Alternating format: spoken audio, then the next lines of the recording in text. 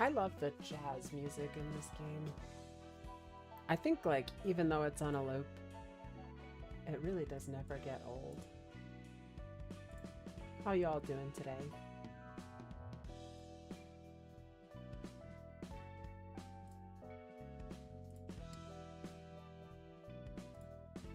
I'm doing pretty much okay.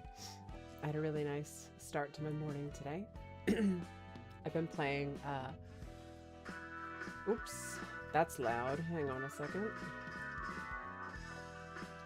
I've been building rockets in Kerbal Space Program, and my son, after we watched the Artemis 2 launch, my son was super excited about about rockets and the launches, but mostly he likes it whenever I build a giant rocket and then he stages it too quickly and causes it to explode.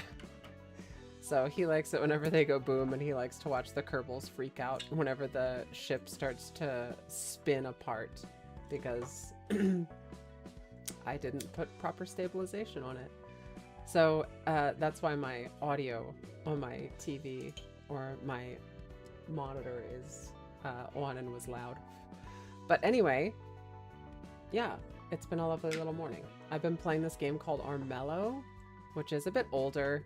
It came out as a Games with Gold on Xbox ages ago. And I'm going back and cleaning my plate on a lot of the games that I started but didn't quite finish. And that is one of the games. And it's a cute little game.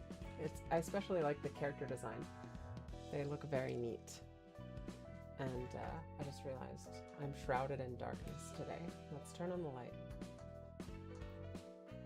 Oh. I got out of the bath. I made some pancakes this morning. I'm having a hard time getting my brain like cued in and ready to play. I've been, like I said, kind of taking it slow this morning. Got King of Greed in Tipreth's section today.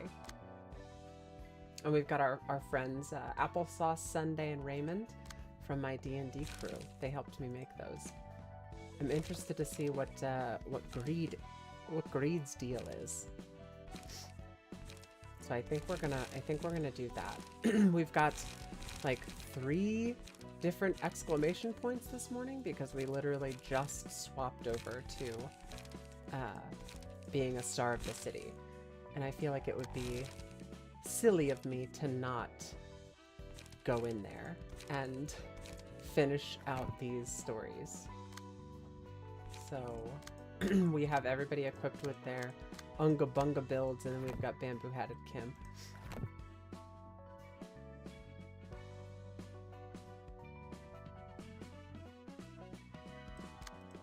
All right, let's go enter the Book of the King of Greed. Her deal was always like, when she wakes up, she's a giant mouth and anything in front of her gets eaten. Oops. I just skipped my turn. That was probably not a good idea. Okay, let's see.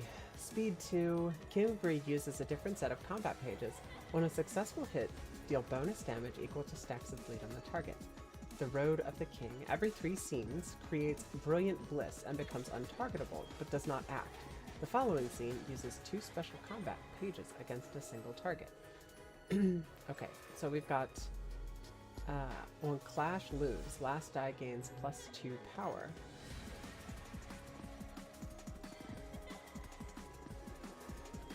Okay, so it looks like on this first one, we need to activate our arrows. On this first one, we are not going to be able to intercept any of these, and Tipreth is getting targeted twice, unfortunately. So we're gonna roll our prescript dodge, and then we will follow that up with nothing because we're out of light. All right, then we've got Repressed Flesh. We can play up against this. That should give us a nice little boost and a probable avoidance of maximum damage there. And we're gonna start getting our page draw out. Got a little puppet blockade. We'll play that as well. Unfortunately, like I said, I think Tipwrath is just going to take max damage from that last attack. And, big yikes there. We were not able to avoid taking any damage with, who's that? That's Applesauce. Applesauce got, slammed. Okay. Hunger, Fixation, and Audacity. Audacity is the nasty one that we need to have some serious avoidance on. Luckily, we can engage this with anybody. Unluckily, we don't really have a lot of cards or light available to play, so that's we'll call that a my bad. I mean, who else's bad could it possibly be? We're gonna take some damage on this turn. We're gonna take some damage, and I don't love that.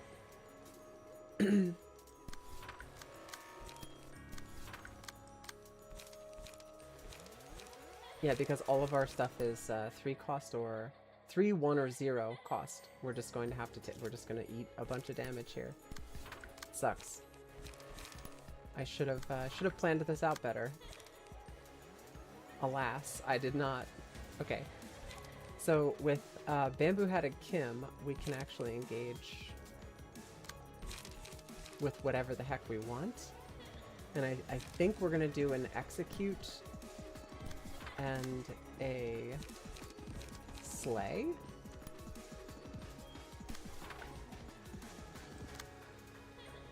And then this will actually intercept the attack here. So we'll use a Gigigi to actually intercept the attack.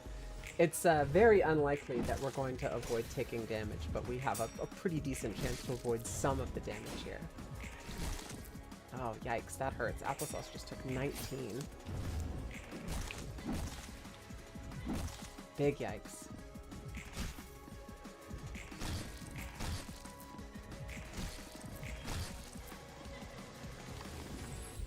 Now this is the 3rd turn. I think this is the turn where they're supposed to do something special. After winning a clash using an offensive die, random ally recovers 3 to 5. If the die rolls max, I don't really have a lot of pierce damage. The enemy who dealt the most damage to allies the previous scene is marked as the villain. Deal 3. I think that's the one. Big yikes. Holy shit. we are in pain here. All right, she's doing some special shit. She's got she's fisting. She's fisting. Right. Exists for one scene. Gives special combat pages to the librarian that defeats it. Okay, so that means we need to actually defeat these. Alright, so we've got... We can edge extremely. That's good. And it is taking fatal damage from all attacks. It shouldn't take more than 1, maybe 2 attacks to kill this thing. And I can see the portal appear back in the back over here. So it's kind of leading me to believe that we're going to wind up with an attack coming in from behind us. I mean, that's like when Greed actually attacks. Greed does a portal in Lobotomy Corporation I'm talking about. Greed does a portal on a floor and just walks from one end to the other and portals out. But I don't know. It looks like she's winding up to do an attack, and that attack is going to come in from behind, but I have no idea. She doesn't have any speed dice, so I don't think she's actually playing any cards this turn. I think she's just warming up. We could use... I don't really want to use automated movement. They're not playing any cards. Repressed Flesh is also like a lot to play on a single turn. I think we're going to do the Gigigi combo. Forceful Gesture and Gigigi if we have it. This, I was going to say, this should be enough. With the deck and the build that we have, this should be enough for us to get all of these special cards that we were supposed to get. Okay, and now we get the Blessing. If the character took damage from attacks in the previous scene, change this character's resistances to the type that dealt. And endured for the scene.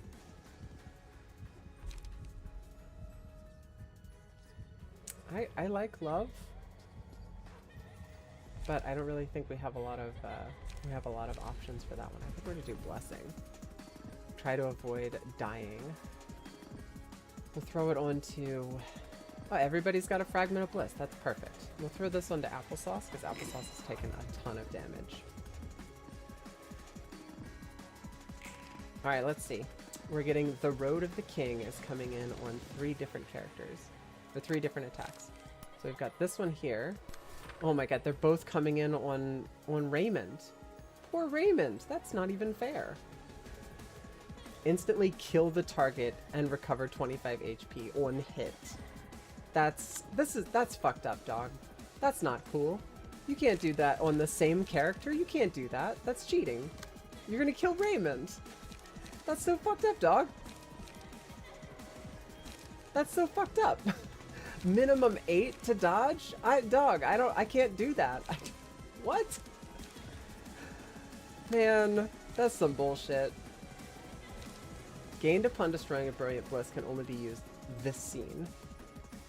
I literally, I can't intercept that. So Raymond is just dead? Alright, I guess. That's a bit annoying. Well, Raymond, you know, we had a good run. It could have worked out better than it did, but it did not work out better. So I guess we'll do the best we can and hope that we can survive this round, but it's very unlikely we're gonna survive the round. Alright, we're gonna hold off on playing this last Fragment of Bliss. We'll play it with Tip Breath at the end. Until then, we're just going to hit her with basically everything we have to try to do as much damage as possible. This is some bullshit, though. Not gonna lie. We've got Repressed Flesh, and then we can hit her with the Gee to do some regen. And then our last hit here will be Fragment of Bliss. This is gonna suck ass, man. I mean, of course, Raymond gets the deflect. Blam, blam, blam.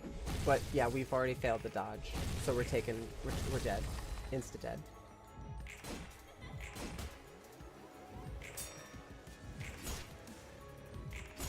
We did get the stagger off, but with Raymond dead, it feels like a hollow victory.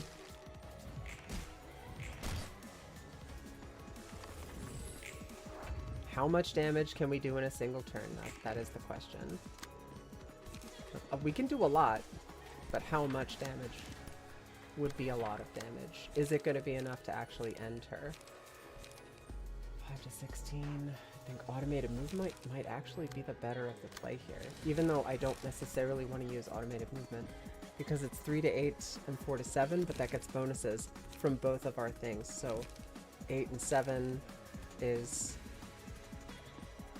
lower than 16, but once we figure in our abilities, we've got Blunt Dice Power +1, Blunt Damage +2, bonus damage to the target, and Blunt Dice Power +1. I think using automated movement, because it attacks twice, is just more flat-out damage, unfortunately.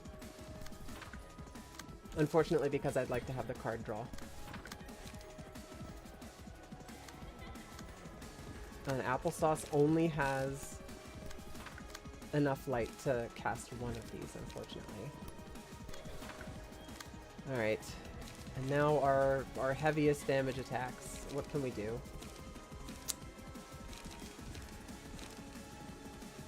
Will of the Prescript is going to give us more draw, which we need. And then Slay, I think.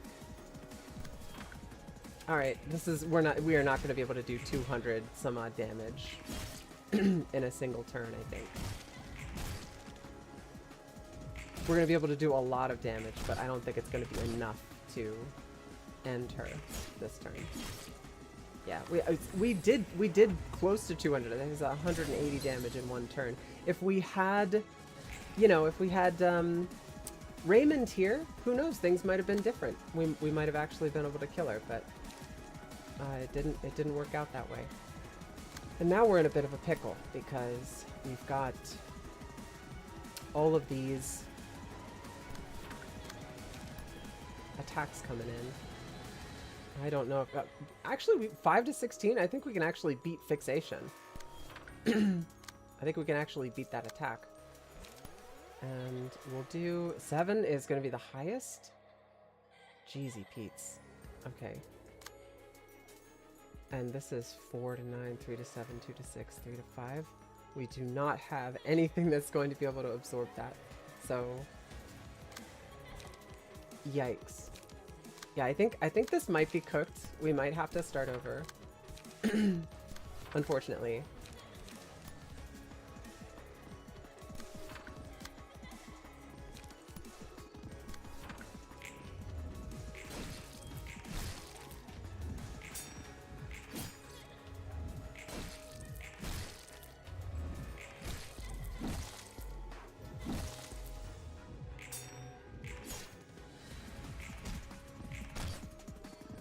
Holy smokes, I genuinely cannot believe that we just made it through that without taking any damage. That's insane. We should have been cooked right there. That should have been it. That should have been Jover. No idea how we just survived that. That's crazy. I'm here for it though.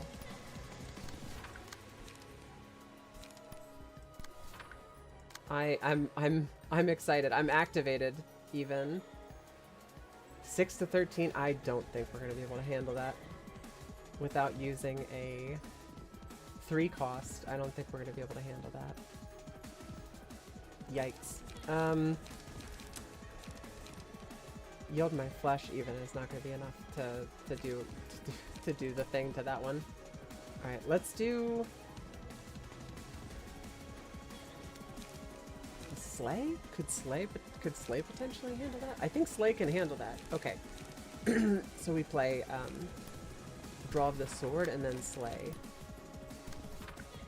Alright, let's see. We're very close. She's almost dead. Come on, guys. Maybe we're not cooked after all. We did it! Victory!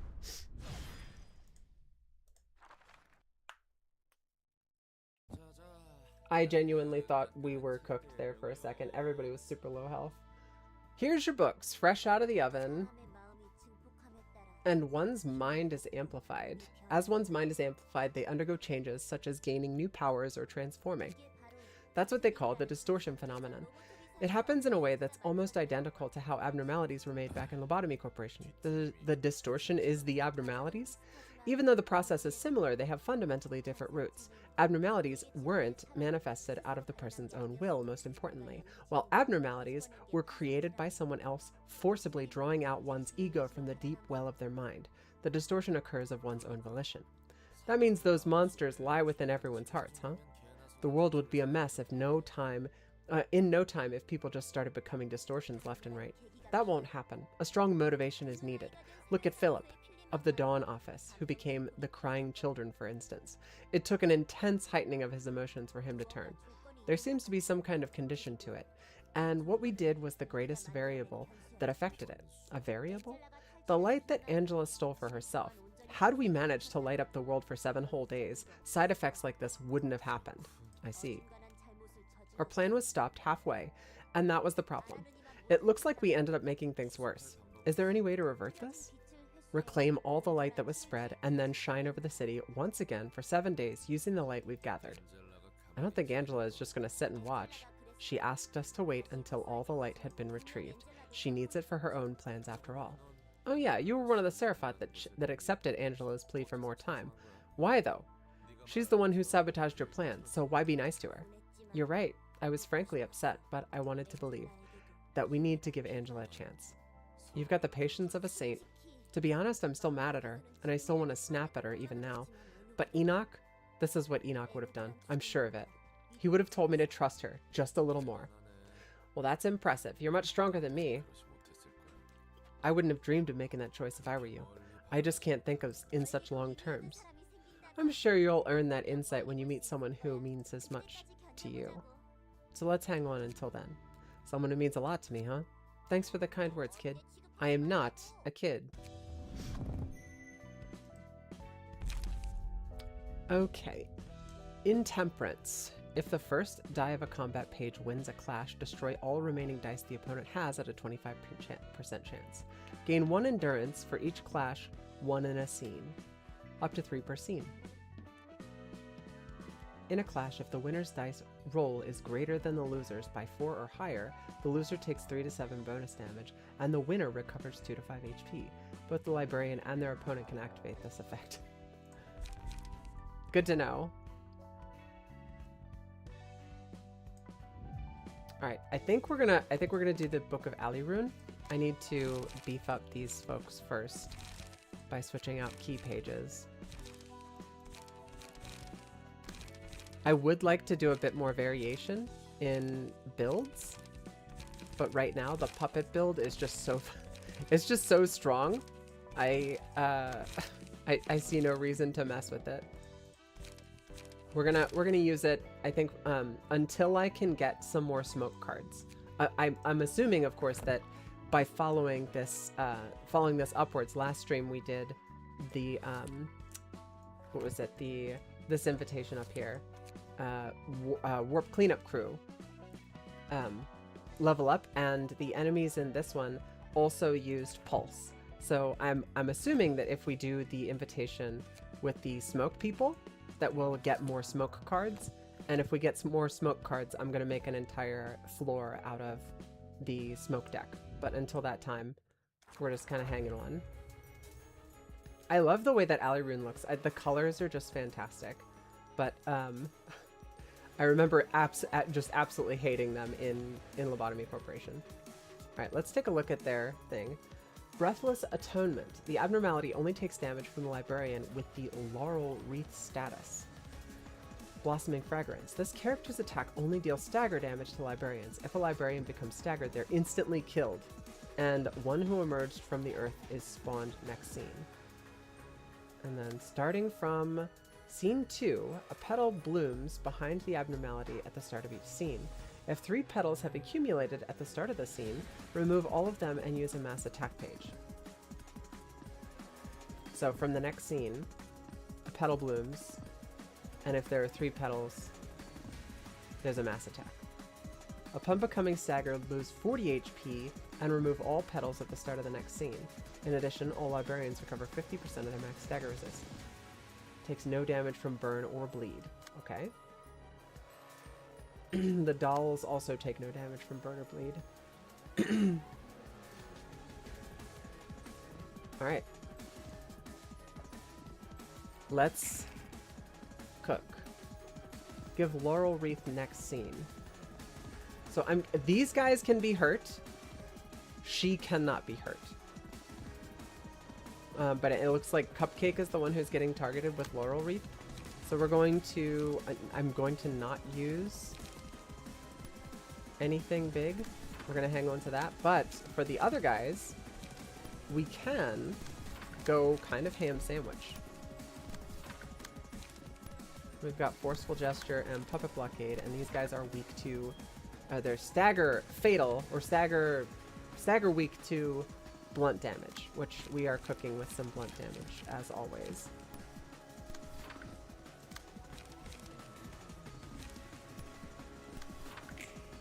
Alright, let's see how this goes.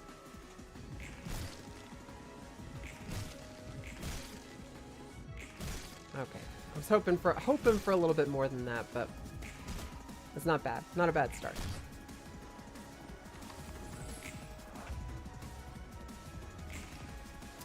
And everybody is attacking the Laurel Wreath character. Okay. Alright, I think we can just intercept all of these for the most part. We've got Extract Fuel. These guys are both using the same attack, which it'll be fine. Target stagger damage resistance changed to fatal for the next scene. Okay, big yikes. And she's doing a heavy, heavy attack over here. We've got Repressed Flesh, which should be able to match most of the damage for this. Inflict 1 aroma next scene. Okay. And then this other attack, deal 6 stagger damage to target, recover 6 HP on a clash win. If we just ignore, it's not a clash. If it's a one-sided attack, it's not a clash. So we're just going to ignore that one and focus on these guys.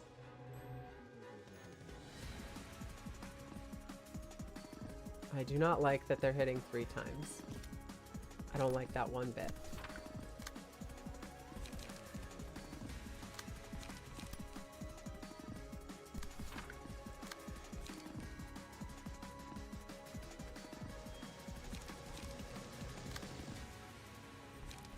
Yeah, I guess playing execute and extract fuel is probably the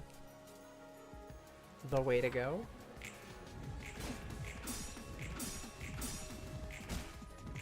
Hell yeah. Nice dodging. Way to go, Cupcake.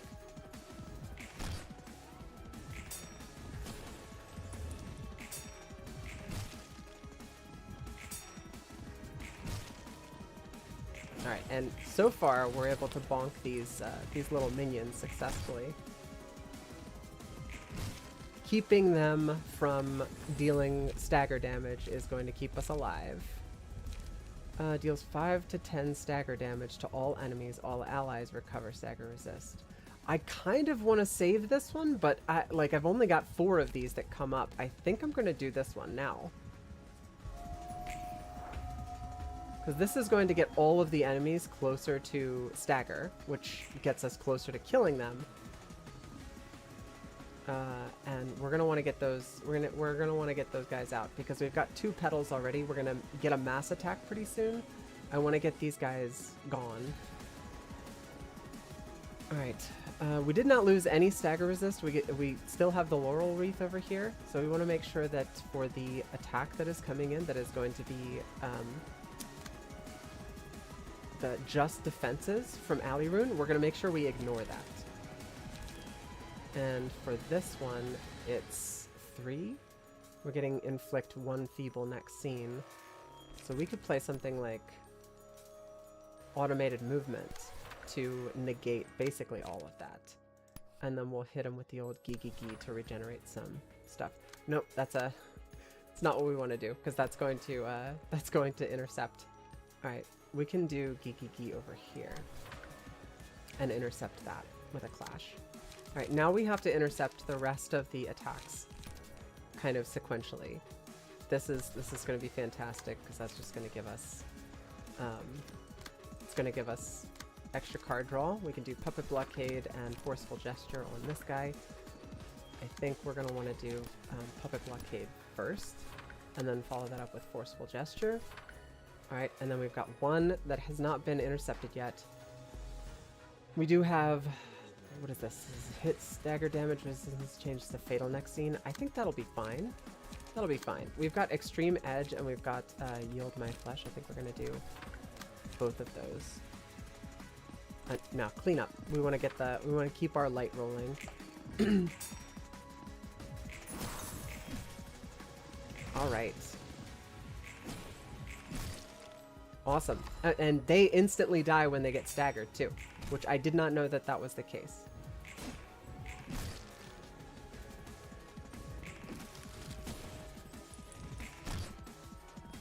Okay, I think that's 2 down, 3 down. There's only 1 more minion that's standing, and we've only got 1 petal available right now.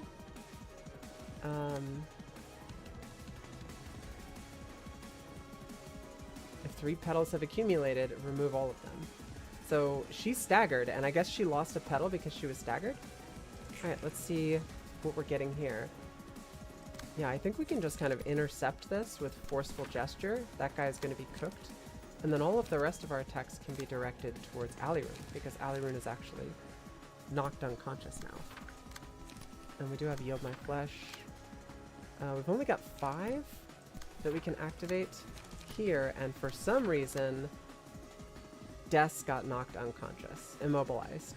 Got hit by something that immobilized him, I guess. Alright, well, we'll do as much damage as we can in this turn. It's all fatal, so...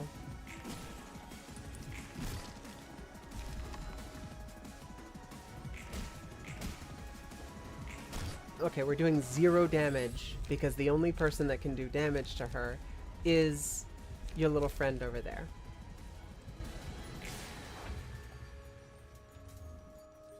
So only the Laurel Wreath of Atonement can actually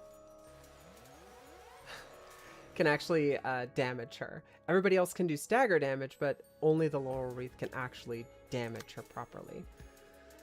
Okay, that's good. Good to know. And I think we want to do Puppet Blockade there. We've got to overcome Crisis and Draw of the Sword here. And then we can do automated movement to intercept that with a Puppet Blockade.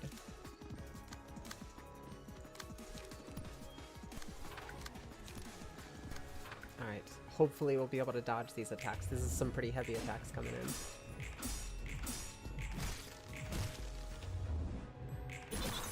Yikes.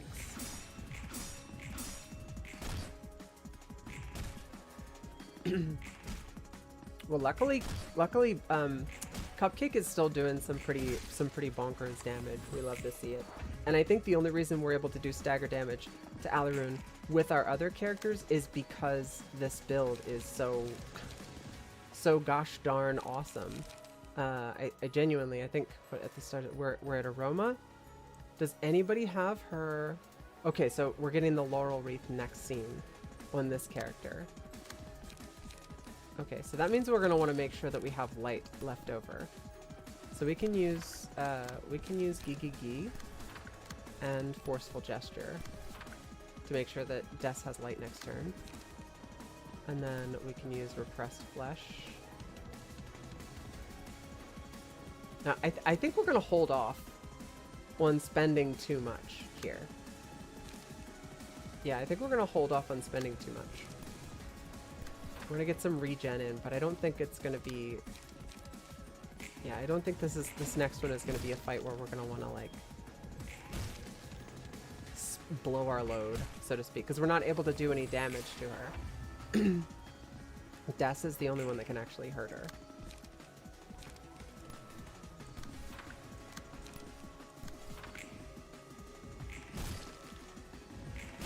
And we got her. Awesome. Suppression of Alirune complete.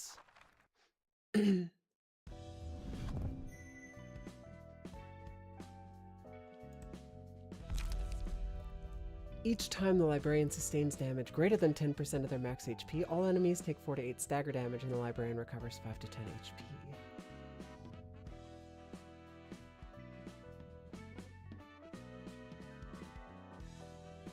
When hit, inflict 1 aroma. At the start of the scene, take stagger damage equal to the amount of aroma and halve the stack.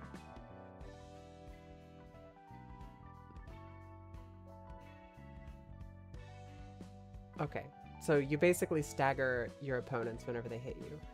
Each scene, a petal attaches to a random enemy. After a character with a petal takes 4 hits in a single scene, all characters take 3 to 7 stagger damage, and the librarian becomes untargetable for the next scene. Yeah, we'll just have to see how those shake out.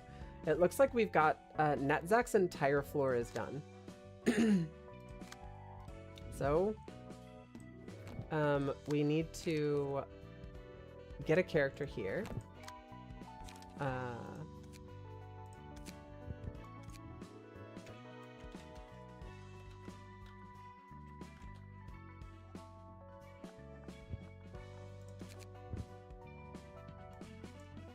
And turn the color up immediately just to make sure that we have a just to make sure that we have a good idea of what is in the backdrop of the character's head so we don't wind up with another Kyle.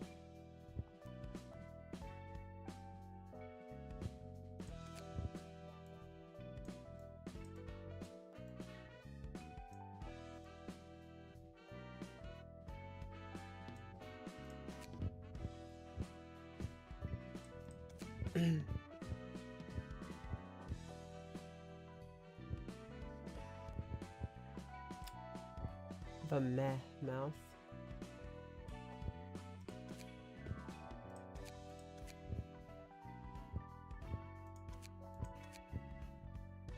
Sleepy eyes, the meh mouth. And neutral eyebrows.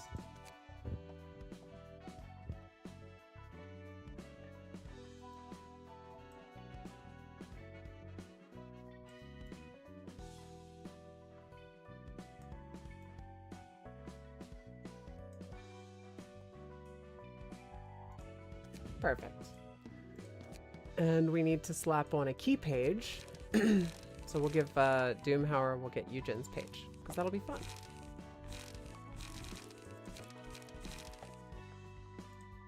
And now we've got our Unga Bunga squad ready to go. Let's see what the last Abno is. For art history, Netzach's page. Art seems to change with the times. Perhaps the form of art can be a good representation of the era it belongs to. Those performances the musicians of Bremen proclaim to be works of art could very well be a caricature of the city in its current state. Even art requires human sacrifice. Yes, that certainly bears close resemblance to the city. Everyone is engaging in creative exercises of their own, burning away their lives. Who is the audience of their art, I wonder? Is it for themselves or for others?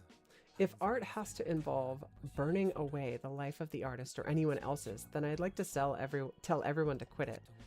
Sugarcoating a life full of pain by calling it art is just disgusting. Pain should be acknowledged as pain and nothing else. Are you enjoying this charade, Angela? Letting all kinds of people enter the library for their own purpose and watching them die? I don't particularly enjoy watching people die, no. It's their earnest struggle to find what they wish to earn that truly fascinates me. C'est la vie. Does it always have to end with death, though? Throwing away lives to create something like the musicians of Bremen do might count as art, but it's not beautiful, not at all. The color of everyday life may just be a monotonous gray, but sacrificing your own life in pursuit of a new hue is just running away. I don't care about what happens to my life as long as I can earn what I want, as long as there is something I must do. I'd much rather die leading my own life than to be pushed around by others. But you're the one who wanted to live more than anyone, Angela. The play that never seemed to end finally came to a close.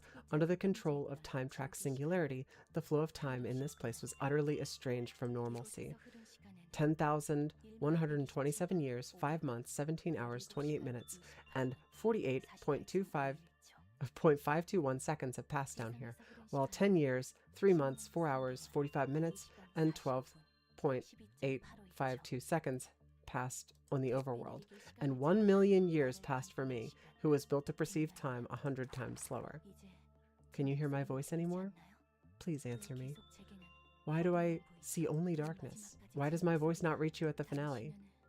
So, you don't want me to be at your side, even for the finale of this play. Those who shall face the end together with you, it seems I am not among them. The manager and the Seraphat atoned for their past. The enlightenment they found will become a light and spread to the rest of the world. The light of possibilities that people had long forgotten. The light that will restore the values that define humanity. And I must fall asleep as the curtain comes down, for my work is done. I didn't mind this being the end. I was actually looking forward to this moment. That's a lot of years, Wolgafer. Yes. Welcome. Welcome back.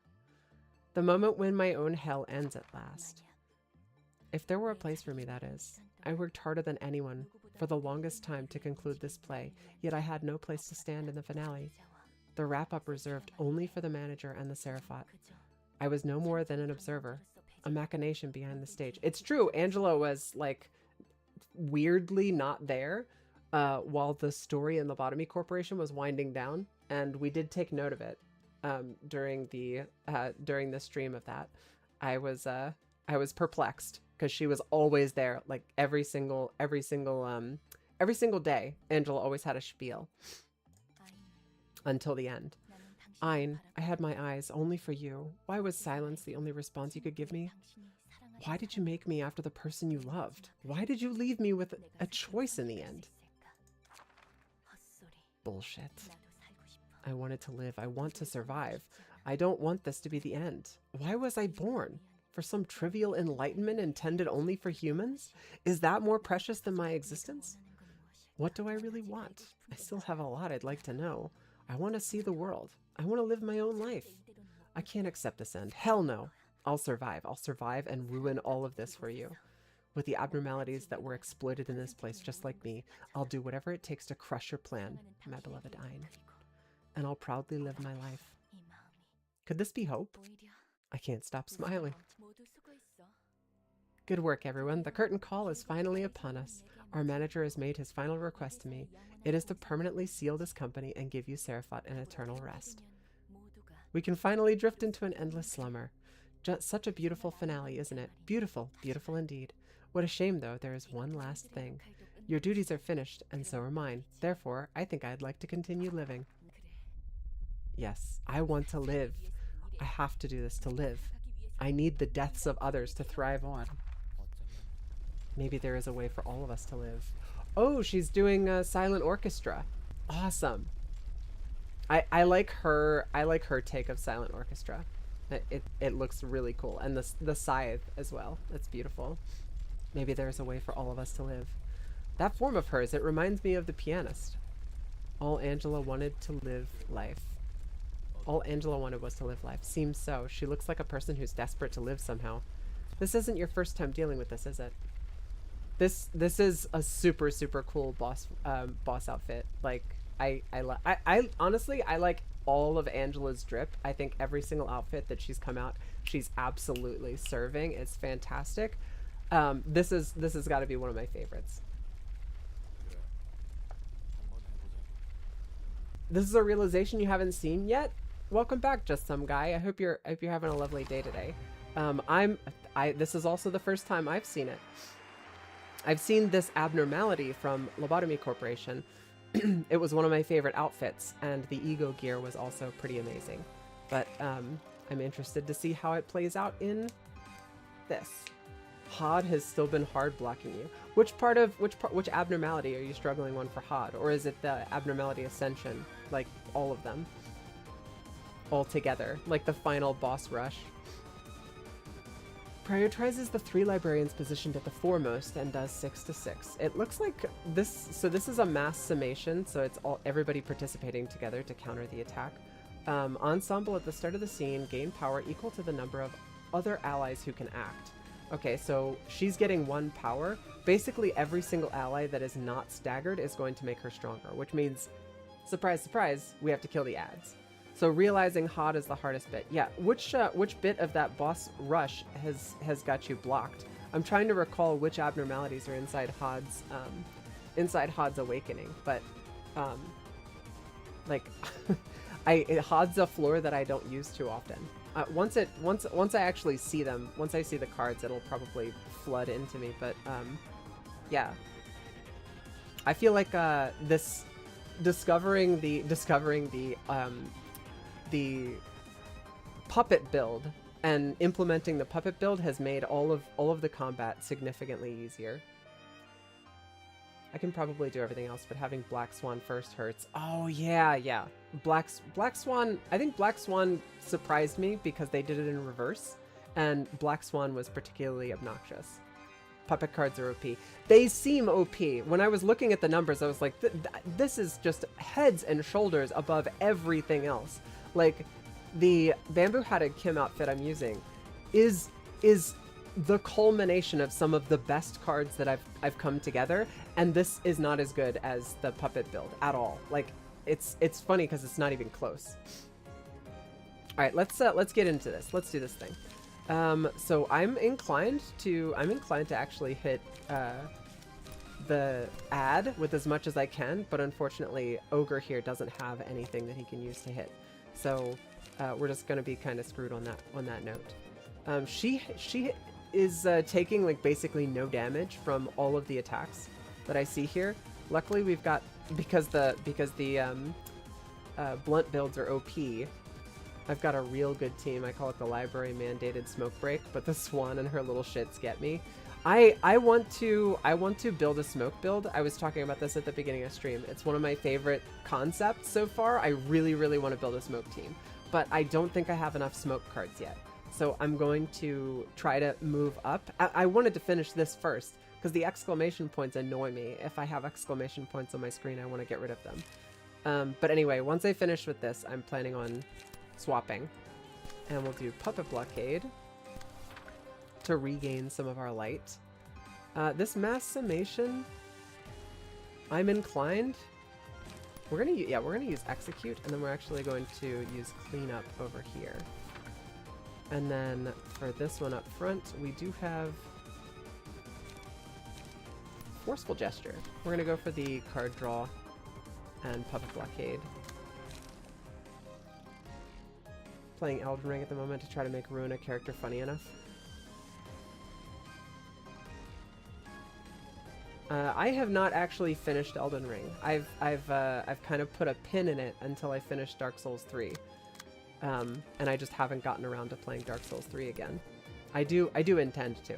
We'll get back to it eventually. So she's doing a mass attack. It doesn't really matter if I come in and hit her with all this stuff. Right. Okay. That's interesting. Oh, she's completely immune to damage.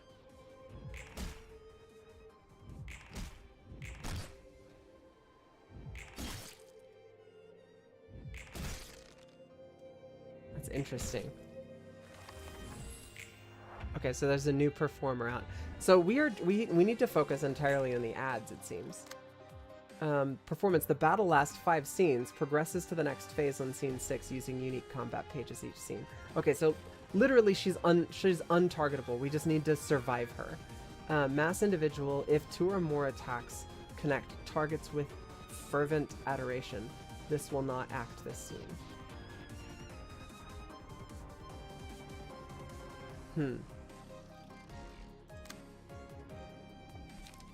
This is interesting.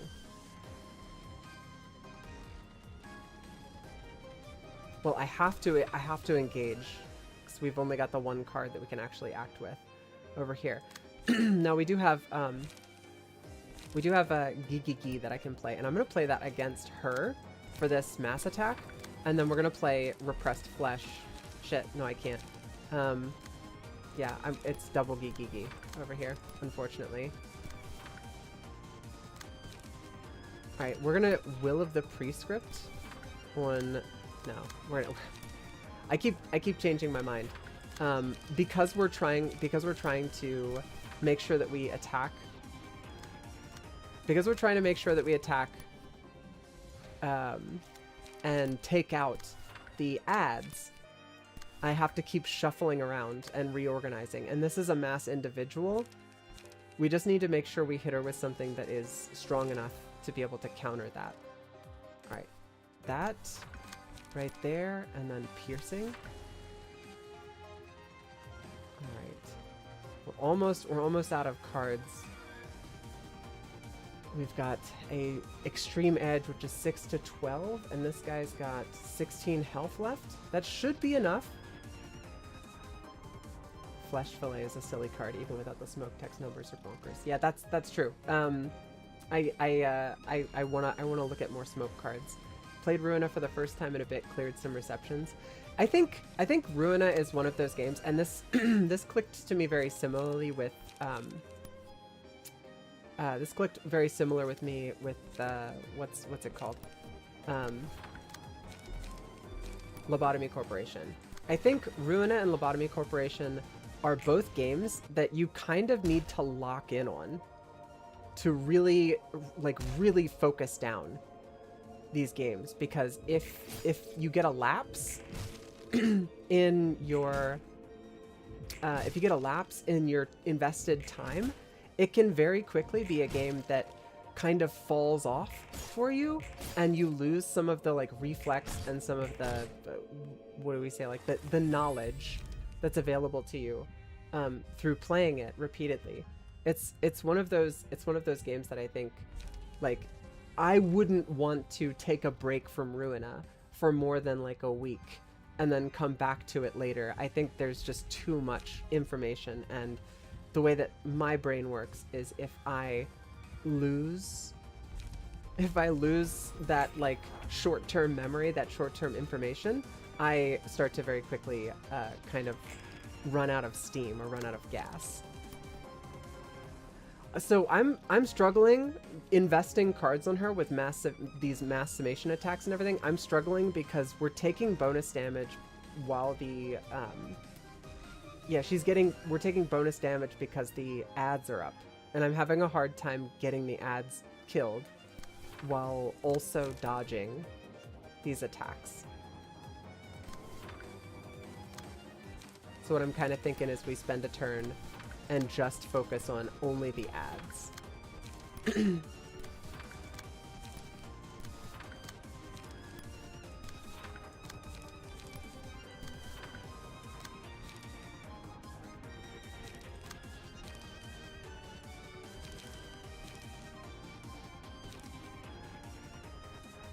I realized something that might be the issue. Most of my characters are blunt. Hod's a slash floor. Maybe I should use some of my slash key pages. I mean, the Sayo slash key page is, or the Sayo slash page is pretty good.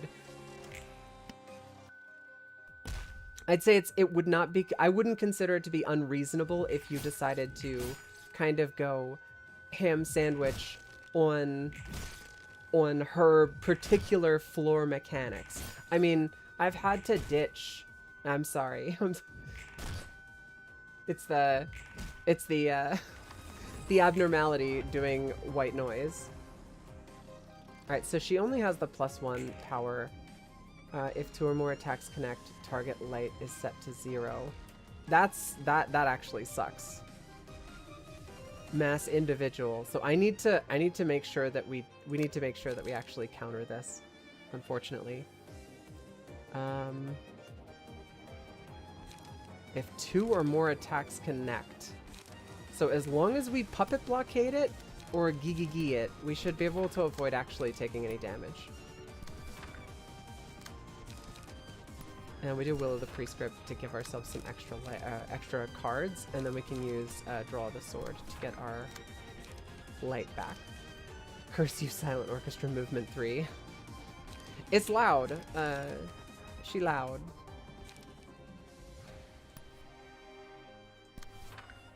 And unfortunately, they love to do the one-sided attacks against Yujin's deck, so it looks like Yujin's just going to have no light next turn.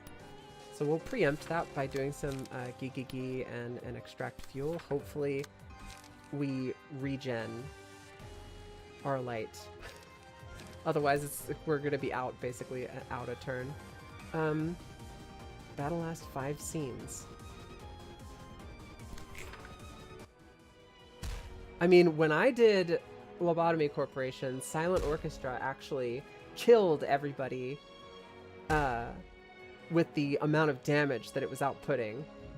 It killed everybody in the area around it if it was able to reach the final movement. So I understand that this is a different game, but it also kind of has me slightly spooked. I haven't been able to do any damage to it. It literally it's immune to all damage. We can get some HP recovery. We'll do a Pebble on Yujin. Okay. It looks like all of them are here, but none of them are active, so she gets no bonuses to her attacks. Mass Summation on hit. If target has Fervent Adoration, stagger them. So this is the finale. We just need to go in with as much block as we can. Now this is the one that is final Mass Summation, and it's doing 12 damage. This is the one where I was like told if you use like Yield My Flesh or whatever, or Extreme Edge, you can edge extremely and survive this attack. We're gonna Forceful Gesture as well. And I guess we're not gonna do anything with Yujin because fuck you. you have a die that is not being targeted, so fuck you. You're not allowed to play the video game. We're gonna attack you anyway. Right through your defenses. Making a Gloomstalker Assassin, that's a protege of my former character for the next D&D campaign. Name this character Robbie. Yeah, you've told me about your world's greatest detective character. It always seemed like a really interesting idea for a character, but you did seem kind of OP whenever it came to anything involving investigation. I love her drip here. That looks so cool. Holy shit. Fragments from somewhere. That's so cool. If only Yujin had paid time off, she would be unstoppable. That is true. If Yujin just was able to take a fucking nap or a long rest or something, she would be unstoppable. That's 5 speed dice. Holy spumoni. Moves to the next phase after HP drops to 0. Upon a successful pierce attack, reduce target's max stagger resist by 5 up to 10 times. Starting with the 3rd scene, uses the combat page Echoes from the Beyond every 2 scenes. Incomprehensible. Deals double stagger damage with attacks. Okay, we don't like that. So we just need to have we just need to roll higher than her. Right? Like, roll higher, bozo. Yeah, I think we could roll higher than her. We can pull that off. Forceful Gesture just so happens to be one of the cards of all time, and it looks like it's able to completely nullify one of her attacks. Yep, so this one's not going to be good at all. Just win the clash, lol. Yeah, that is usually how you win the video game here, is you just win. Turns out winning is how you win. Now this right here is unfortunate. I think Ogre is in for a bad time. I think it's only fair to say that Ogre is about to have a really bad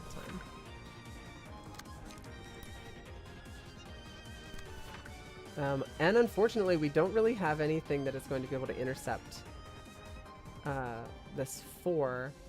Yeah, we're just gonna have to figure this shit out. This is some goofy stuff. What I wanted to do, it looks like I'm not able to do. We've got automated movements, should be enough to handle this attack, but it's gonna be a little bit sketchy. And then we've got Gee. This final attack here shouldn't be a problem. We can use Execute, and that pretty much guarantees that we'll be able to reach the minimum damage required. Now Yujin just kind of gets to do whatever the hell she wants. And you know what that means, guys. Boundary of Death. Because you always Boundary of Death whenever you have the ability to Boundary of Death. I'm going to save Extreme Edge, and I think I'm going to play Cleanup, so that we're prepped for next turn. Alright, unfortunately Des is carrying all of the cards in his hand except for the ones that let him play more cards. So yeah, we're just hoping, we're just crossing our fingers and hoping that we don't get staggered here. God damn! It's like we're winning some of the clashes, but we're losing some of the other clashes, unfortunately. We did it! Max damage, 51 stagger, Boundary of Death, baby! Yes! It worked! Perfect. Boundary of Death is absolutely Poggy's moment. That's so awesome. Oh, I love it. I love it so much. Alright, time to give her the good old 1-2 smackdown then. We're gonna try to put her down. Down. While in hand, decrease max stagger resist by 50%. That makes sense. I think if I go all out, absolutely all out, I think we can probably put her down this turn. But it's gonna be close. And the reason it's close is because of our lack of ideal cards and lack of speed dice. Repressed Flesh, because why not? And I think we do Extract Fuel, because we've got bonuses to Yujin's page, or Yujin's key page for pierce damage. And then a Forceful Gesture, and a Puppet Blockade. Let's pound that pudding. Oh my god, yeah, I think she's cooked. Boundary of Death is the meme card until it just is not the meme card. That is so awesome. Alright, so now we have Galaxy, Child of the Galaxy. Moves to the next phase after HP drops to 0. After all other allies have died, lose HP and become staggered, becomes targetable afterwards. At the start of the scene, if an ally is in suspended animation, switch to crying mode. If not, switch to healing mode. If the character is in crying mode, at the start of a scene, use a masked attack page. I don't know what suspended animation is, so I have to Google that. If the character, or not Google, we're gonna have to actually like scan the other ads and see what that is. If the character is in healing mode at the start of a scene, restore the HP of all other allies by 10% of their max HP and take no action. Okay. Let's see these guys. They take Giga Blunt damage, which, you know, Blunt is the best right now. Don't leave me. HP does not go below 1 until taking lethal damage. Enter a state of suspended animation for the next 2 scenes and recover 70% of max HP when waking up from the status. If all allies, excluding Angela, have 1 HP at the start of the scene, die. Okay, so this is literally just everybody needs to die at the same time, or within 2 scenes of each other. That's not that complicated. That seems pretty straightforward. Yeah, and it's funny because like Forceful Gesture is perfectly suited to these attacks. Forceful Gesture just immediately just nullifies their attack, which is pretty great.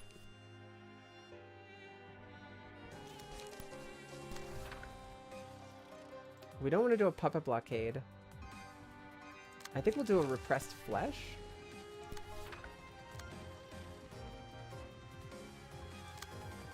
And then we have Puppet Blockade that we can use over here just to get some light back. Forceful Gesture can negate this one. And then we've got Puppet Blockade, which we can play on this one as well. Now we've got 3 that have been intercepted successfully. And then we've got this one in the back that still needs to be dealt with. Intercepting them is half the battle. We need to make sure that we spread our damage out nice and evenly so that we're able to get them down. We want to get, I think we want to do Will of the Prescript. We've got 2 abilities to do Will of the Prescript, so I think we're going to do both of those. So, and because we can do the dodge, we'll hit 2 different guys with Will of the Prescript, and that should negate. I mean, it has a pretty good shot of negating all of their damage. And then we'll edge extremely. Or should we, I think we should extract fuel. That's what we should do. Alright, and then Will of the Prescript, and then we'll extract fuel. We've got 1 guy back here who's not doing anything. Backlighter was about to cook and got too comfortable, so now I have to work. Well, I hope you continue to succeed in your work, Green. I'm glad to hear that things have been going pretty well for you the last couple of days. I will see you when you get back, and probably hear your beautiful voice later. So you have a lovely, lovely time cooking. And send pics, because your food is always delicious looking.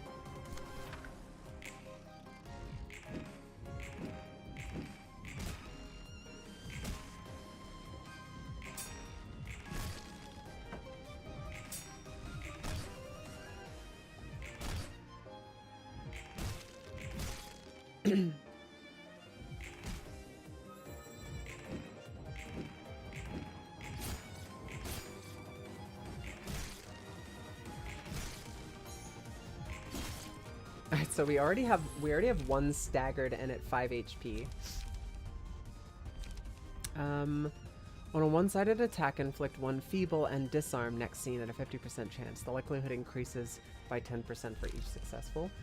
I think we're going to do incomprehensible. And I think we'll do that one on, not on you. I think we'll do that one on Eugen. I think Eugen's got more multi-attacks than anybody else. I could be wrong on that, but I think so.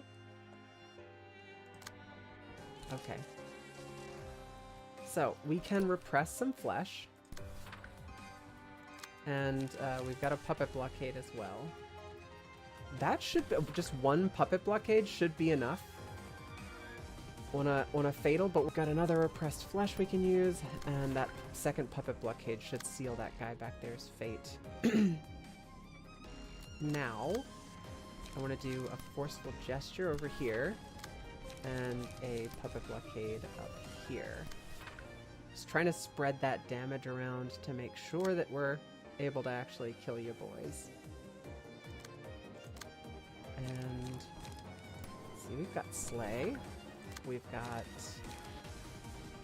to overcome crisis and execute.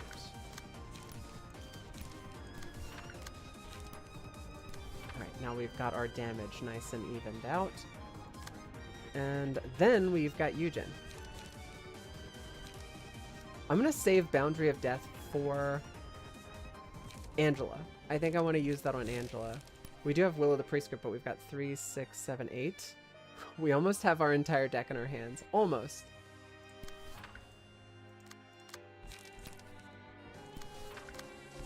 So we're going to use Will of the Prescript, and one more card should give us... Gee. Alright, let's see how this goes. We should see 3 die this turn.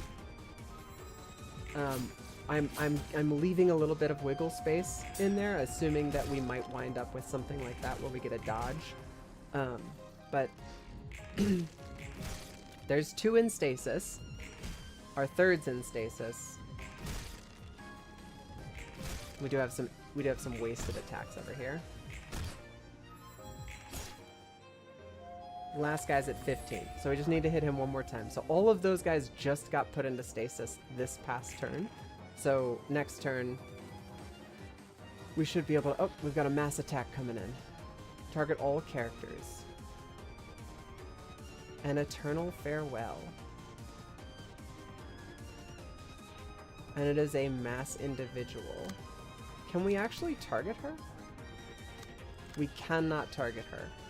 Which means that we're going to take this damage. Right? Like, whether you like it or not, we're going to take this damage. So I think what we're going to do is we're going to choose all of these and hit this guy over here with everybody at least once. Unfortunately, we're just going to have to take this.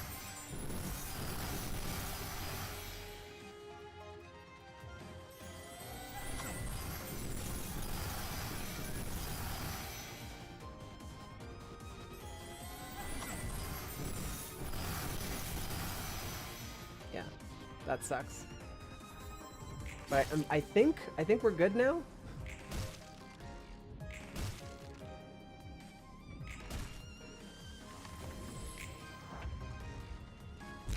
Now we can actually target her, and she's only got 50 HP, so that should be pretty easy to just put her down. We've got I'm not going to go ham sandwich on this. I'm just going to do some pretty simple one-off attacks just to make sure that we bring her down.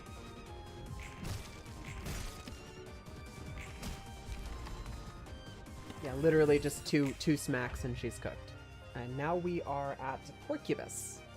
That's a lot of speed dice. She doesn't have any adds this time though. Alright, adds 2 copies of Pleasure to target's hand on hit. And we've got 1 to 10 dodges coming out here from Porcubus. We don't love to see those. Those are pretty annoying. This attack, we can intercept with that. And now we've got just a couple of attacks coming in. I think I can do a Gee over here and maybe pull off a Puppet Blockade. We're going to focus on dodging or blocking attacks first. Intercepting the attacks that are definitely going to hit us, and then we're going to do our holdover or leftover attacks on one thing to make it all one-sided attacks. So we've got a perfect opportunity for Will of the Prescript, and then all of the rest of the attacks can just go into this slot here. I'm going to use a cleanup. We want to have light next turn, and then we've got one last attack coming in here. What could we use here? 6 to 10... 6 to 10, followed by 2 dodges. So, what's that? Execute, add +4 power, and then Eugen has bonus slash, right? All dice gain +4 power. So all dice get +1 power. That's +1, and then pierce power +1. I need to modify this deck. Alright, so that means we get 5. That's a base 8. 8 to 10. I mean, like, it's still we're rolling the dice there at that point. Yeah, I think we're gonna roll the dice. The following attacks will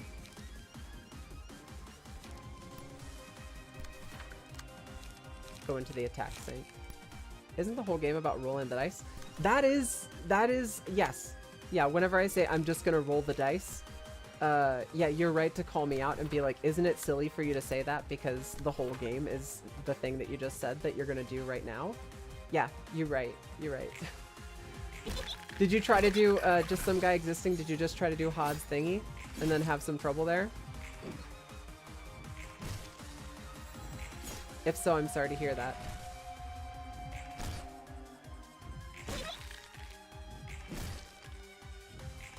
Okay, so I'm now remembering what we need to do here is we need to make sure that we don't ever do an attack on her in Porcupus form where we could potentially have her dodge it. We need to make sure that we always are rolling higher than her dodge. Oh, you're still going? At Red Shoes? I believe in you. You got this. You got this, some guy. We're gonna do the all allies heal. I'm spooked right now. When hit with 1 aroma. Yeah, we're gonna heal. Everybody heal. She's hurting. She, especially the disarmed and the feeble, I think is really going to help us in this next series of attacks. I don't like having all of these pleasure cards in my deck. I wonder if these get wiped out when we get rid of the Porcupus thing. So time for a headbutt gains power equal to the number of pleasure cards in the target's hand on hit. Adds 2 copies of pleasure to the target's hand. Okay, so we do need to actually play these out of my hand. It's 6 to 10, and we're doing slashing damage. Boo! This is ass. I don't love that. I don't love that one bit. We can block a certain amount of the damage, and then Repressed Flesh is going to be able to pick up the rest of the tab. Alternatively, we do Forceful Gesture. We still block some of it, but then we also deal a bunch of damage as well. And then we can use Pleasure on her after that, I guess. Doing something similar over here. We'll just do 4 to 8 and then follow up afterwards with something beefy. I think we're gonna do, can we pull off, we can pull off 2 Forceful Gestures over here. And a Gee. It's gonna give us 3 cards next turn. Pleasure also breaks your Singleton. You're right, it does. For the characters that have Singleton, but they're not in, I mean, like, I appreciate you bringing that up, Welgifer. Luckily, we're not in a position where that is actually happening right now, but it could, and that's good to know. Thank you. Yeah, for now it looks like it's not going to affect that. So here we've got the 1 to 10. We can just kind of ignore that, and then we should be, we're pretty positive we'll just be able to break past all that other bullshit. And this is a 1. We can easily intercept this. 1 to 10. We can use a dodge. Not Will of the Prescript does not have enough juice. That's not going to cut it either. I think what we do is we just don't attack this back one. We just let it go. It's going to be 6 to 10 damage on Des, but Des will be fine. He'll be fine. Don't worry about it. I guess alternatively we could Extremely Edge. 6 to 12 with our bonuses. Not bad. Bamboo Head. What's Bamboo Head and Kim's bonus to slash? +2. +2. Alright, so that's a 8 to 14. It's a pretty decent shot that we don't. Yeah, pretty decent shot that Bamboo Head and Kim just wrecks that shit. Alright, and then that followed by nothing because we're out of cards.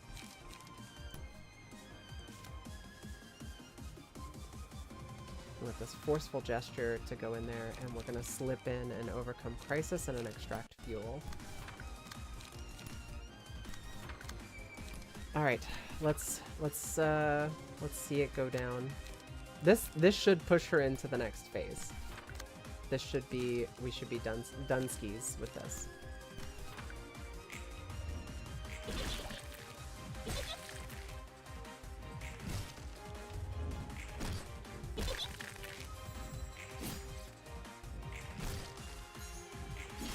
So far, all of our attacks have connected, which means that she's losing stagger, and she's at 43 health now, 42 health. We got a stagger deflect, and she's cooked. Yep, she's done. Eat shit, Angela. She's having a rough time right now. And we've got Alley Rune. We just did Alley Rune, didn't we? Wait, why is she Alley Rune? Didn't we just do Angela's Alley Rune?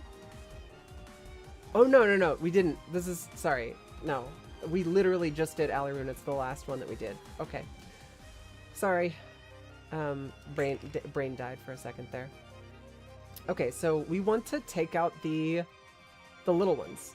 And we are emotional. Right? We are charged with emotions even. So we're gonna go swinging. We're just gonna absolutely beat the tar out of these guys. We can do a Forceful Gesture as well. And a Gigi. Oh, baby. Oh, baby. You know what? We could take one of these guys to the boundary of death, but we're out of light. Unfortunately. We've got a Gigi though. And we've got a Puppet Blockade. That'll give us some light back. And we've got an Execute we can play. Bamboo-Hatted Kim can slay. Slay Queen, slay. Then we can do a Cleanup to recover some of our light, and a to Overcome Crisis. Then Bamboo-Hatted Kim is going to be able to come out swing. Now, we're going to not Overcome Crisis, we're going to Will of the Prescript, so we can get a lot of cards back next turn. Forceful Gesture, and we can do a Gigi just for good measure. We are just absolutely dishing out fuck tons of damage this turn. Now remember, with these guys, we don't actually need to deal any damage to them, we just need to stagger them and they insta-die. If they work the same as the fight that we literally just did.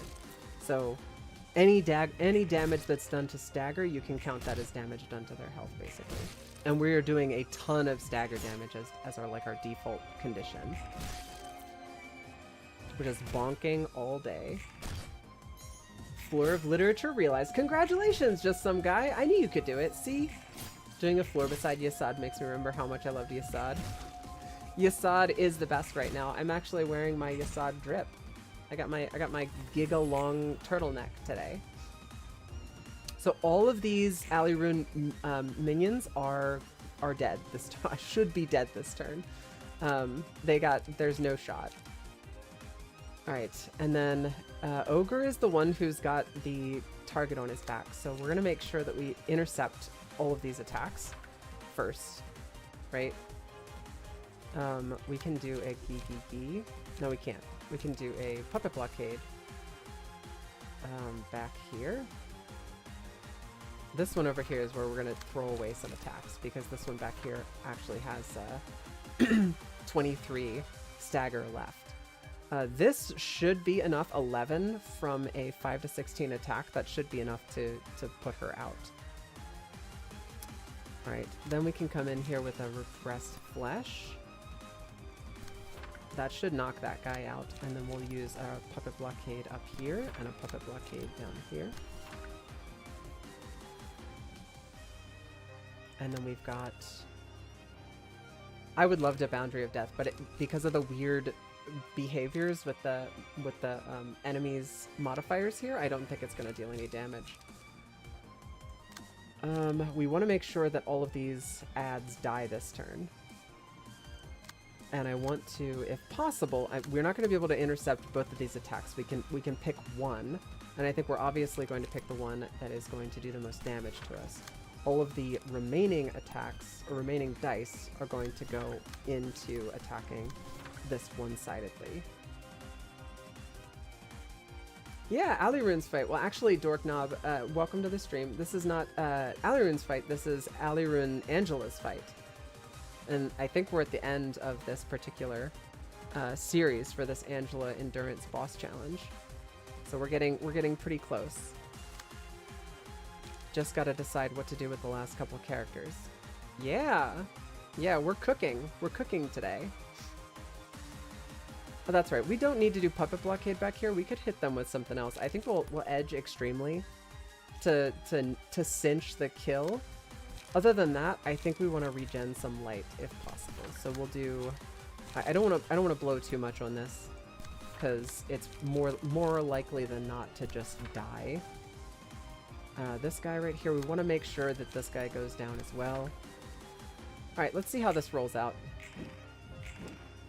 Look at you go, Ogre. Look at you go. Pelvic thrusts and dodges. That's my boy.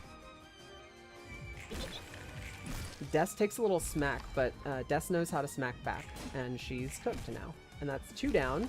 2 adds down. Des is still, Ogre's still dodging. All right, that's 3 down. And our 4th one's down. Perfect. So now it's just about bringing Angela down. All right.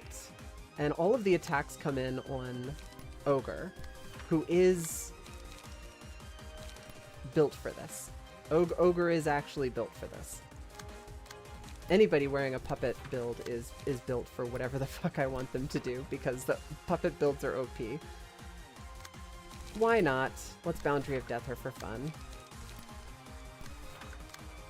I'm pretty sure we do 0 damage to her no matter what, so I don't think it really matters, but we're gonna do it for fun. Oh, it triggered. We did max damage, but it did 0. I still enjoy that just for the memes. I think that's really funny. One of my librarians is simply just "you're bald" librarian, and I love it. Yeah, bald is the best right now. It's been said before, and it will be said again and again. But bald is awesome. Unfortunately, I think Ogre is the only one who's allowed to attack this turn, but it doesn't really matter because Ogre's a goddamn sexual Tyrannosaurus, and is just going to obliterate her, so that'll be fine.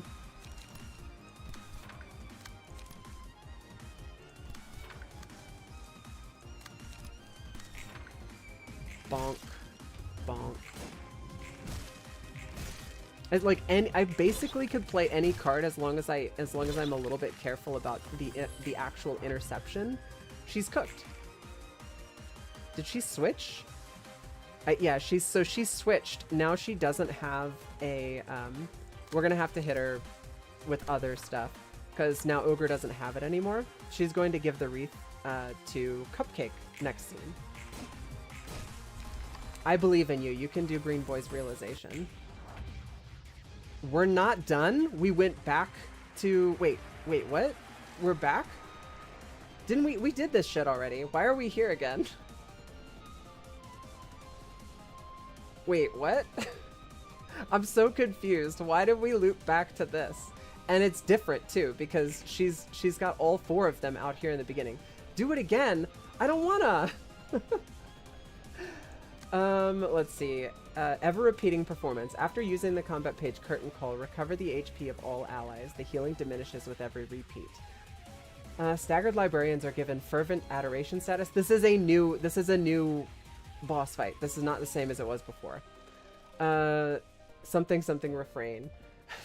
The world's most beautiful performance follows a unique pattern of behavior that cycles every 6 scenes. Resistances and the amount of speed dice change every scene. She does still get the bonuses from her ads.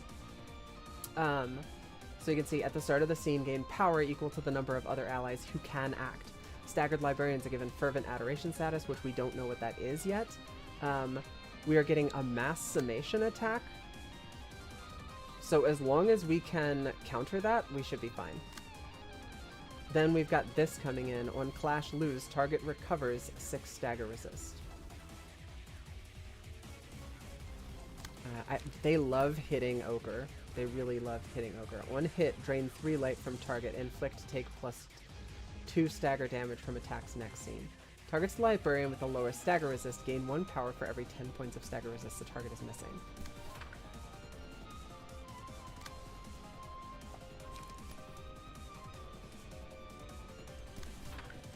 Okay. Well, luckily we have enough speed dice to be able to fuck around with this. Alright, I think for this one, it is, where is it? Extreme Edge is usually the one that we use to counter these mass summations. It looks like we're mass targeting enemies in the front. I don't want to blow my entire load on Angela in the front. What I want to do is I want to make sure that we give the ads the attention they deserve. So we are going to be targeting the ads as much as I possibly can. Now, we're using a Gigigi already, which means I can reasonably use a Forceful Gesture here as well.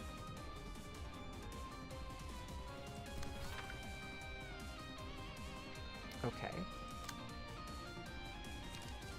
Forceful Gesture. I think we're fine. Like, I'm not panicking or anything. Nothing I've seen so far has made me kind of worry. I don't know who wouldn't want to blow their load on Angela. She is universally. I feel like you would need to. I don't know. I could see somebody being like, I'm not really into it, but also like, come on, man. Come on, guy. And come on, guy that I made up in my head. Come on, man. Yeah, I think we'll do a Gigigi. And then we can also, like with the other character, I think we can reasonably hit again with we can bonk again with another Forceful Gesture. Now for this guy over here, we've got 3 primary attacks coming in. All on this one guy from Cupcake. Cupcake is just coming in hard on this guy. And then this guy at the bottom is getting some double attacks from over here. We're spreading Dessa's damage around a little bit to the 2 guys into the back to intercept their attacks. Now Yujin and Netzach get to kind of decide where they're going to focus their damage. I think we're going to do a execute. I think both attacks on this guy back here is a reasonable way to go. And then we do a Will of the Prescript to give us more draw next turn. We do a Repressed Flesh on this guy over here. And then on this guy in the back, we do a Gigigi to give us some light next turn. All right, let's see how this goes.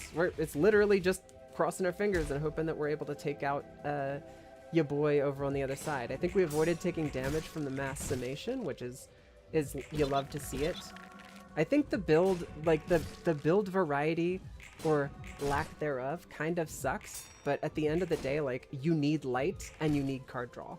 And if you don't play certain cards, you're not going to be able to get light draw or card draw, or light or card draw. So unfortunately, you're just kind of screwed if you don't have those things for these long endurance fights.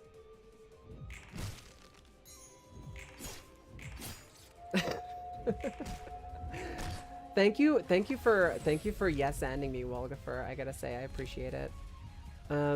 Each scene, a petal attaches to a random enemy. After a character with a petal takes 4 hits a single scene, all characters take 3 to 7 stagger damage, and the librarian becomes untargetable for the next scene.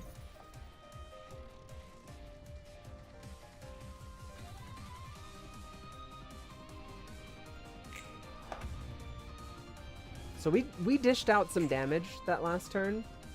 I don't love that Angela is doing another mass attack. I gotta be honest. I don't love that. We will use Puppet Blockade or Gigigi, I think, to block that damage that she's putting out as best we can. But I don't want to stress about it too much. I think if everybody's using a Puppet Blockade or a Gigigi to block it, I think that should be enough to handle it. I mean, I don't know what you mean by besides Yasad. I think you could get rid of the comma and everything after it in your last sentence, and then we're good to go. Because all of the Seraphat are are gorgeous. Like literally every single one of them. If they were, I mean, it would be like the equivalent of like meeting an angel. They are all gorgeous. But beauty is in the eye of the beholder. It's all subjective. So I'm also down with that level of ambiguity. So you do you, boo. Me no likey his hair. That's about it. I'm gonna have to take another peek at Yasad in this because I think, doesn't Yasad have I don't know. Yasad's got short hair, right? I don't know. My partner oftentimes cuts her hair really short, and I think it's hot. So, like I said, beauty is subjective. It's all about what you are into personally, and that's okay.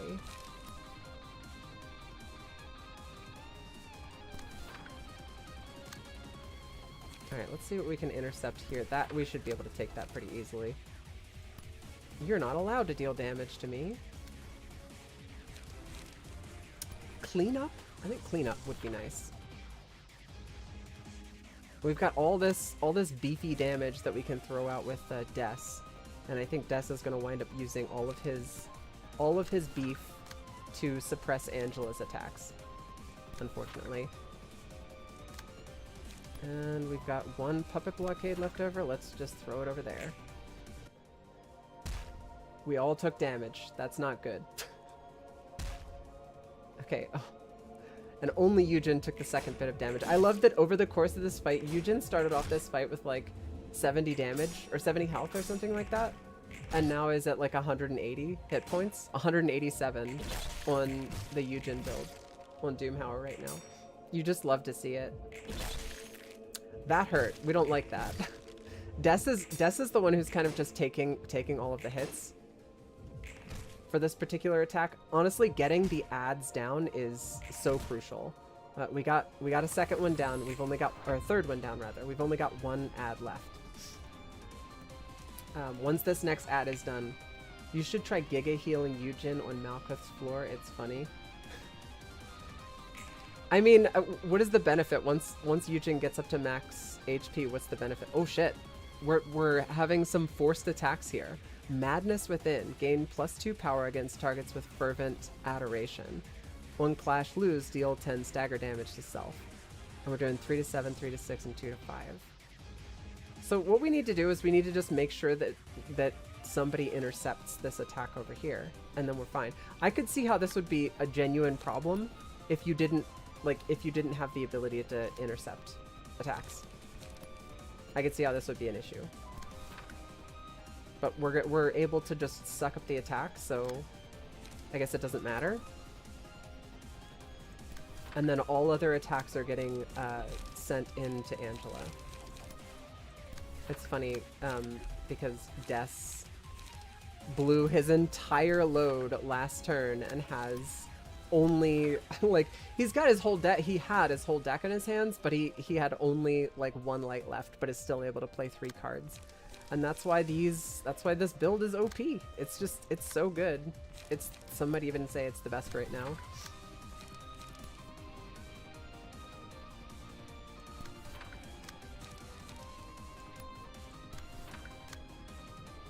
This is the AoE attack. We can do Forceful. And then this right here, we'll hit him with the old Gigi. That should block 2 out of 3 of those attacks. And then let's kick it. She's almost cooked. We've almost got her. She's down to 1 bonus strength. I have some confidence in our build that we have available here. And we've got the 3rd movement, so get ready to just not be able to hear anything for a bit. Get some tinnitus for yourself there. And alright, the 4th one is cooked. We got all the adds down. No damage. She is currently completely immune to damage. I don't know how we've been able to do stagger damage to her, or yeah, so it looks like I have no idea what the hell just happened. Netzach was able to hurt her, but nobody else was able to hurt her. And she's got an extra speed die now. It looks like maybe for that phase she wasn't targetable. so to speak. Alright, it's a good thing that we did prep for this next phase, but it also looks like Eugen's completely lost the ability to act this turn.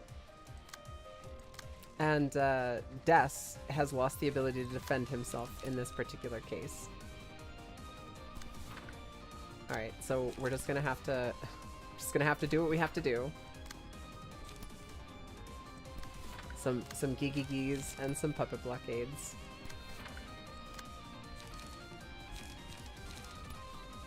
Edge extremely.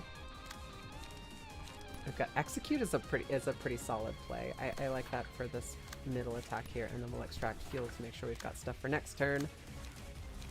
Almost done. We've got Gigigi. I'll play a Gigigi over here.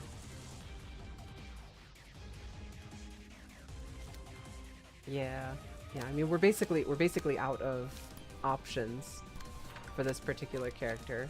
Des, like I said before, Des has been like kind of feast or famine for all of his turns. He's either doing 2 or 3 cost attacks, or he's spending his entire turn using light regeneration cards. So we took like no damage from that. I think she might be cooked, you guys. Although, if for anybody who might have actually been here for the Lobotomy Corporation streams that I did in the beginning, that is pretty much, this is exactly what happened whenever we had Silent Orchestra. I got Silent Orchestra's ego gear by letting him get out for free, and just, yeah, come on out, and then just beating the absolute shit out of him. So I feel like that it's appropriate. Something very similar just happened. You must think I'm laughable. I don't think you're laughable, Angela. Come on. I genuinely sympathize with her entire situation. It must just suck so much ass to have gone through what Angela went through. I mean, it would have been maddening. For any normal human being, it would have been completely insane. Come outside, I promise we won't jump you. No, it's come outside and start your first act, and then I'll have 2 people with specific Aleph quality gear come out and beat the shit out of you until you switch, and then I'll have them rotate out and then rotate in the new people. It was down to a science. We literally had it down to like a science. We could get him down before he was able to start the 3rd movement. Watching me struggle and throw tantrums trying to live my life. Nah, no way we can make fun of that. Everyone struggles for life. It's nothing to be ashamed of. And you made it painfully clear that you want to live. Whatever you might be feeling right now, don't just throw it away. Life goes on after all. You'd need some Dr. Stone level mental endurance to survive what Angela went through without going catatonic. Genuinely, I've tried to wrap my head around it, and I just accept that as I am, with my limited ability to conceptualize things, I have no idea how I would handle it.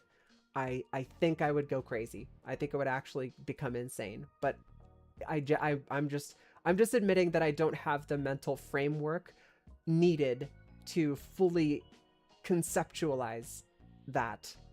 What happened to her? It sounds absolutely horrible.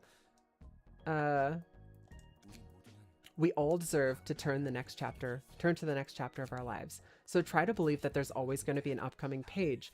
What you might be thinking is the end. Simply living out your life can be its own work of art. The next chapter of my book? I suppose you lot helped me out at the end of the day, so thanks. She ran off in a hurry, eh? Opening up can be a bit embarrassing. Anyway, when a special occasion wraps up, we celebrate with a drink. Got any recommendations? Champagne's the way to go. How's that sound? Hell yeah. I love that for them. Add an ever-repeating performance page to the hand. Costs 3, single use, one use. Ends the scene at the start of the next scene. Users' HP and stagger resist return to the values they had when acquiring this page, and fully restore light. The page is also included in the deck at the start of the subsequent acts. That's cool. All enemies target random characters, including their own allies, for 2 scenes. Enemies deal +2 to 4 damage with the attacks while the effect lasts. Whenever the selected librarian staggers an enemy, all enemies lose 1 to 6 light at the start of the next scene. That's a lot. Roland and Netzach have 100% had a drunk makeout sesh, and nobody can tell me otherwise. I mean, can you blame either of them? They're both absolute pieces. They're both gorgeous. Has Netzach been drinking in literally every side story with him? I mean, Wolgafer, I don't know how much of Lobotomy Corporation you saw, but Netzach was literally always drunk on Enika Flynn. Like that's him. That's what he does. So yes, he's constantly drunk in this phase as well. We've got a yellow exclamation part. That's something special. Hey there, what are you guys talking so seriously about? This is a serious matter indeed. Right, this issue has to be settled now. We're in so much trouble. Just tell me what's going on. Netzach ran off. The floor of art was responsible for cleaning up the library's corridors this week. What? Do you have any guesses on where he might be? Nah, of course not. No way. His assistant librarians must have all disappeared with him, too. Cleaning? I don't remember ordering you to clean this place. We've concluded that while each librarian should clean their own rooms, it's better to take turns to clean the corridors as they're public spaces used by all of us. You lot always love to cause a bigger fuss than necessary, don't you? Do you want us to stop it? No, I don't mind. Thank goodness. Anyway, that's why we've been wondering, just where did Netzach hide anyway? Alright, here's Netzach. She just teleports him to where they are. What happened? It takes no effort for me to locate and relocate you lot wherever in this library you might be. Netzach! We promised to keep the order we decided on. You're so mean. Running away when it's your turn. You reek of alcohol, and so do your assistant librarians behind you. I can explain. There's a good explanation for this. What explanation? Let's hear your story then. Now, Netzach will surely be careful next time. That's enough scolding. No, I must hear what he has to say. Netzach? Look, I didn't feel like cleaning, but I was gonna do it. I was grumbling to myself about it. The Roland came along and said he found a good spot to goof off. Says he'll tell me if I shared some of my beer, and now I skipped clean. Whoa, looks like he's still too drunk to speak straight. He sure loves to drink for someone so weak to it. Roland, is what Netzach said true? Nah, can't be. I can faintly smell alcohol from you as well, now that Netzach's confessed it. I'm disappointed in you two. Alright, I'm sorry. I'll help Netzach clean the corridors today, so please forgive me. How about you join them on the cleaning roster from now on, rather than just for today? What? That's a good idea. I could forgive your misbehavior today in that case. Good luck with the cleaning then. You're also prone to make a fuss, aren't you, Roland? Lovely. I have not customized any of Chesed's characters. If there are any folks, any lurkers, or anybody in the chat who would like to have a bean made, please let me know, and we shall make it so.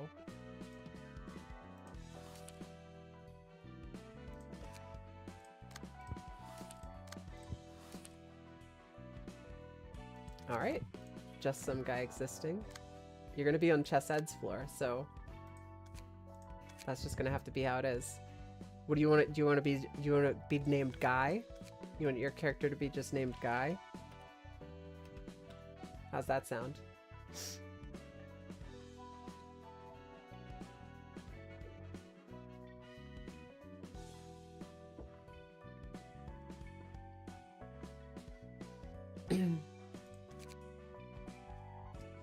You got any preference? Your name is light blue, so I kind of like this this bright blue color for your hair.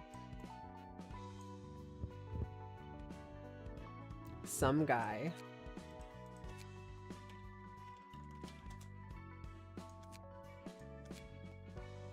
I want you to, I'm gonna actually take a short break. I'm gonna grab some water and use the toilet. In the chat, put down in the chat, think about it, how do you want your character to look, and I will be back soon.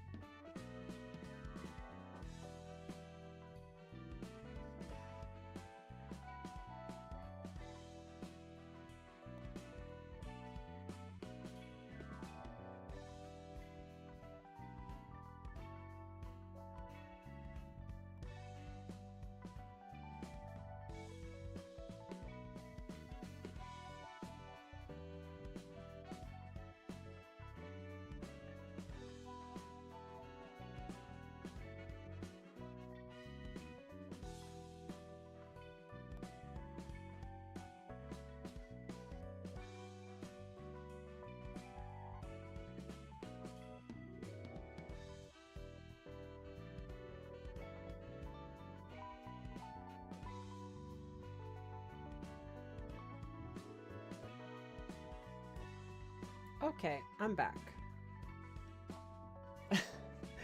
Yeah, there is no exact list of hair options. But what we can do is I'll just show you the hair options.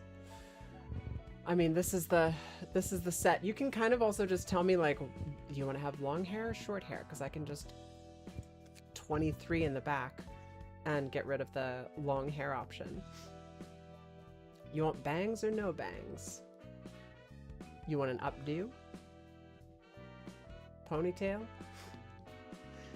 Give me something in the general ballpark of hairstyle. Do you want to have a doo-doo on your head? 42. That's awesome. Thank you. Numbers make it so simple. And you want short hair or long hair? 23 in the back?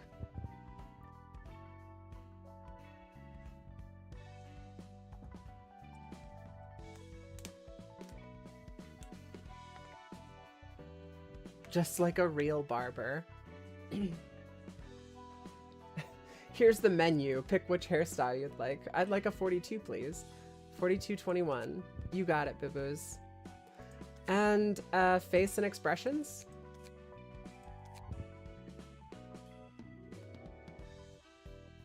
Also, Wulgafer, you're welcome. There's an extra character if you want another one.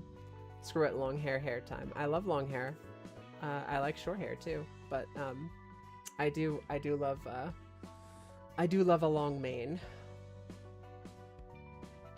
16 for eyes. Okay. Those are Fatal's eyes. How about mouth?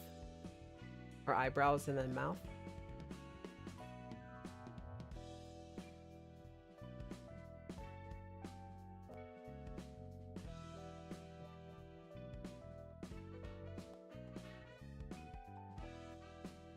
Eyebrows? I don't know. Kind of slightly in pain eyebrows. And how about the mouth? You want the uwu mouth?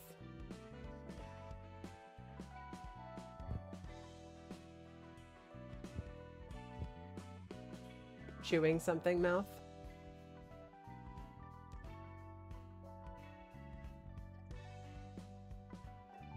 Having a bad time mouth? Pain. And how about your skin color and eye color? I guess eye color, never ignore that, strike that. But skin color, do you have any preference for that?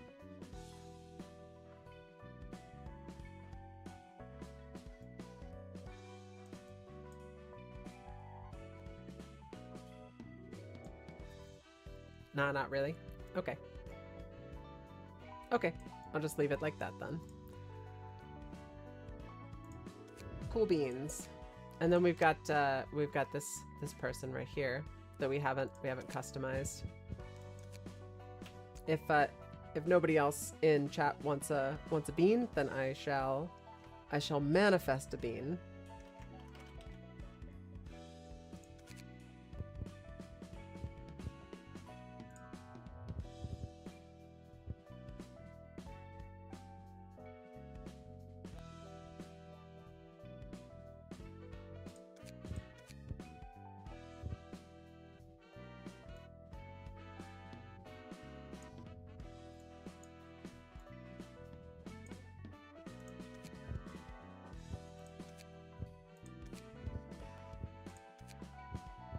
This is kind of perfect. I love that. It's one of my late friends. He's he was a silly bitch, and I love him. Okay, so now we get to do Cheseds, and I think actually rather than doing Bamboo Hatted Kim's page, I think we're gonna Unga Bunga, just right out the gate. We're gonna Unga the Bunga, and you know, if it's not broken, I shall not fix it. And Chesed can be in his clown outfit. Alright, let's hit it. Manifesting beans is tight. It's true. Will you enter the Book of Warm-Hearted Woodsman? I hated this abnormality. There are very few abnormalities that I genuinely, like, I just hated. This is one of the abnormalities that I absolutely hated. Any abnormality that had some kind of, like, like a minimum number for your stat to need to be at before you're able to actually work with them was annoying. But this motherfucker, he was like, if you're too good, I'm gonna kill you. I'm gonna put you into my chest and I'm gonna nom you up and I'm gonna kill you. Absolutely obnoxious. Infuriating. The worst even. Okay, so Heart Haver. At the start of the scene, if the amount of warm hearts is 0, the woodsman culls this character. Okay. If the character has warm heart at the start of the scene, all librarians restore light to max. Each scene targets the character with the most light. I want a heart. When attacking, all dice gain power equal to the amount of light the target has. Pulsing ticker. Upon defeating another character, recover 20% of max HP and gain 3 stacks of warm heart. Okay. If the character has no warm heart at the start of the scene, becomes staggered. Okay.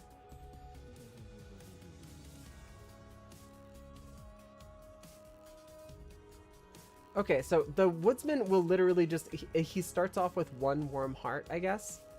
What causes the warm hearts to go away?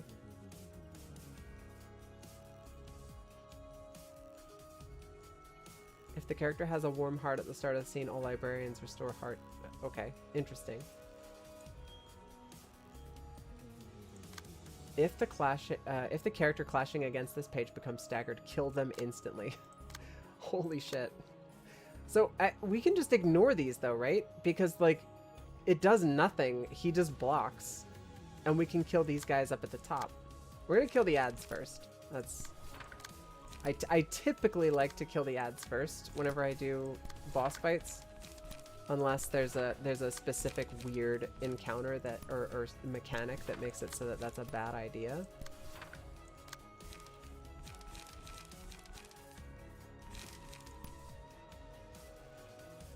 But it seems like there's no reason not to focus on these guys. So that's what we're gonna do. See, he just block. If he's just gonna stand there and do nothing. Alright. Go off, King.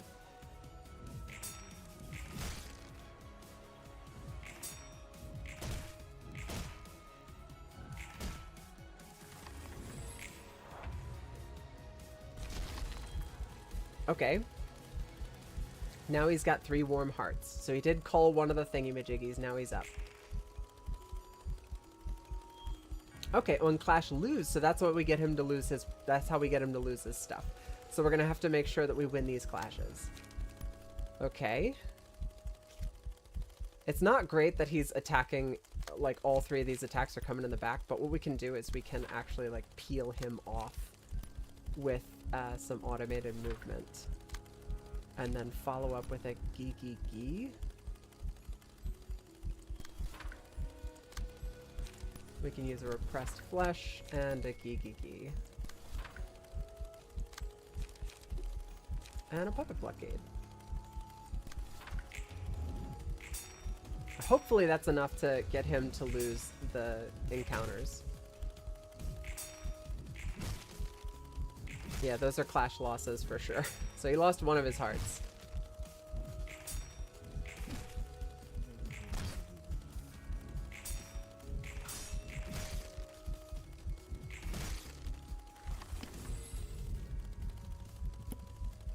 Okay. I love that we get the, with Chessed's build, we get the Scarecrow and we get the Warm-Hearted Woodsman. I should have seen that coming, like, obviously. After attacking an enemy with higher amount of stagger resist, deal 2 to 4 bonus stagger damage and recover 2 to 5. Sure, that's fine. Okay, now we need to intercept again. Lumber. Last die loses 2 power. On Clash lose. So if we win the first 3 clashes... That's not going to happen. Wait, we literally can't. I think we can win the first 2, but after that we're not going to be able to win any more clashes. And we're going to need to be doing a gee. Alright, we're going to have to figure out how to clash. We've got automated movement. Unnecessary. 6 to 8. Forceful gesture? Sure, forceful gesture. This is where I kind of wish I had brought Bamboo-Hatted Kim, because I think Bamboo-Hatted Kim would have been a better candidate for this particular encounter.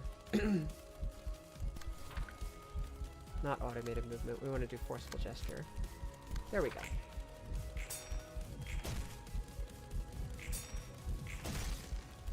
Expensive cards go hard in this fight. I think expensive cards just kind of go hard all the time.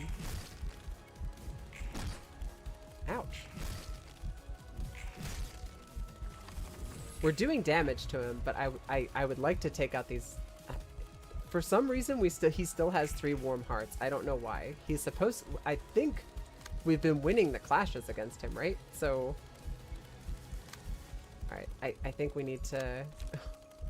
We need to shift gears a little bit here and make sure that we take out these 2 guys on the side this turn.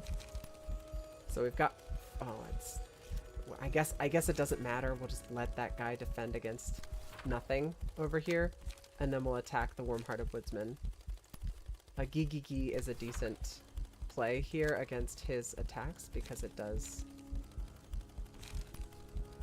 block some of that damage, and we've got a pretty decent shot with a 2-4 with our bonuses to beating out his 3-6. Alright, so one of the trees is cooked. This other tree should be cooked as well. Perfect. So now we just need to focus all of our attention on the Warm-Hearted Woodsman.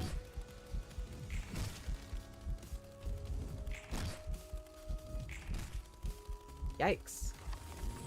Chesed just lost, like, all of his attacks. Whenever the librarian uses a page, discard a random page from the hand and restore 1 light. After staggering an enemy, copy 2 pages of, owned by that enemy and add them to the librarian's hands with 2 less cost. They're exhausted on use. Happy to join the Library of Pain and Suffering. We're glad to have you here. Some guy. Genuinely glad you're here. When clash lose 1 warm heart. So, forceful gesture, there's no reason that this should lose this encounter, right? Like, you should be losing this clash, my dude. Now the 6 to 8, I don't know about that. 6 to 8, that's a harder number to beat.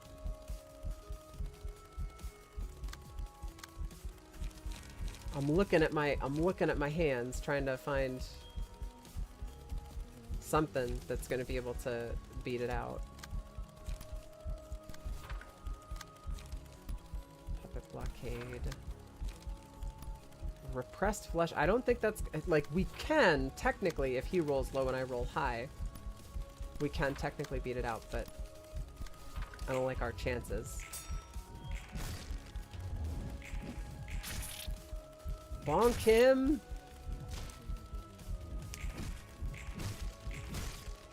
Yeah, I think we've got this.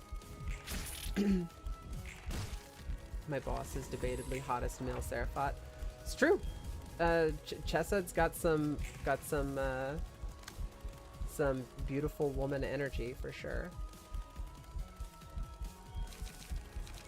Automated movements seems a bit overkill. Like forceful gesture, I think will be the thing we use here.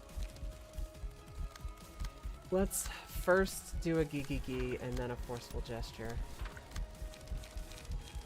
A puppet blockade and then a forceful gesture. And then a forceful gesture. Bonk him! He's almost done. Yeah, there's the stagger deflect. Perfect.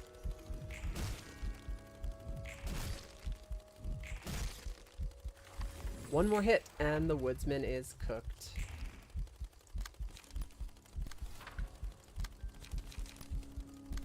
Repress his flesh, please. Mods.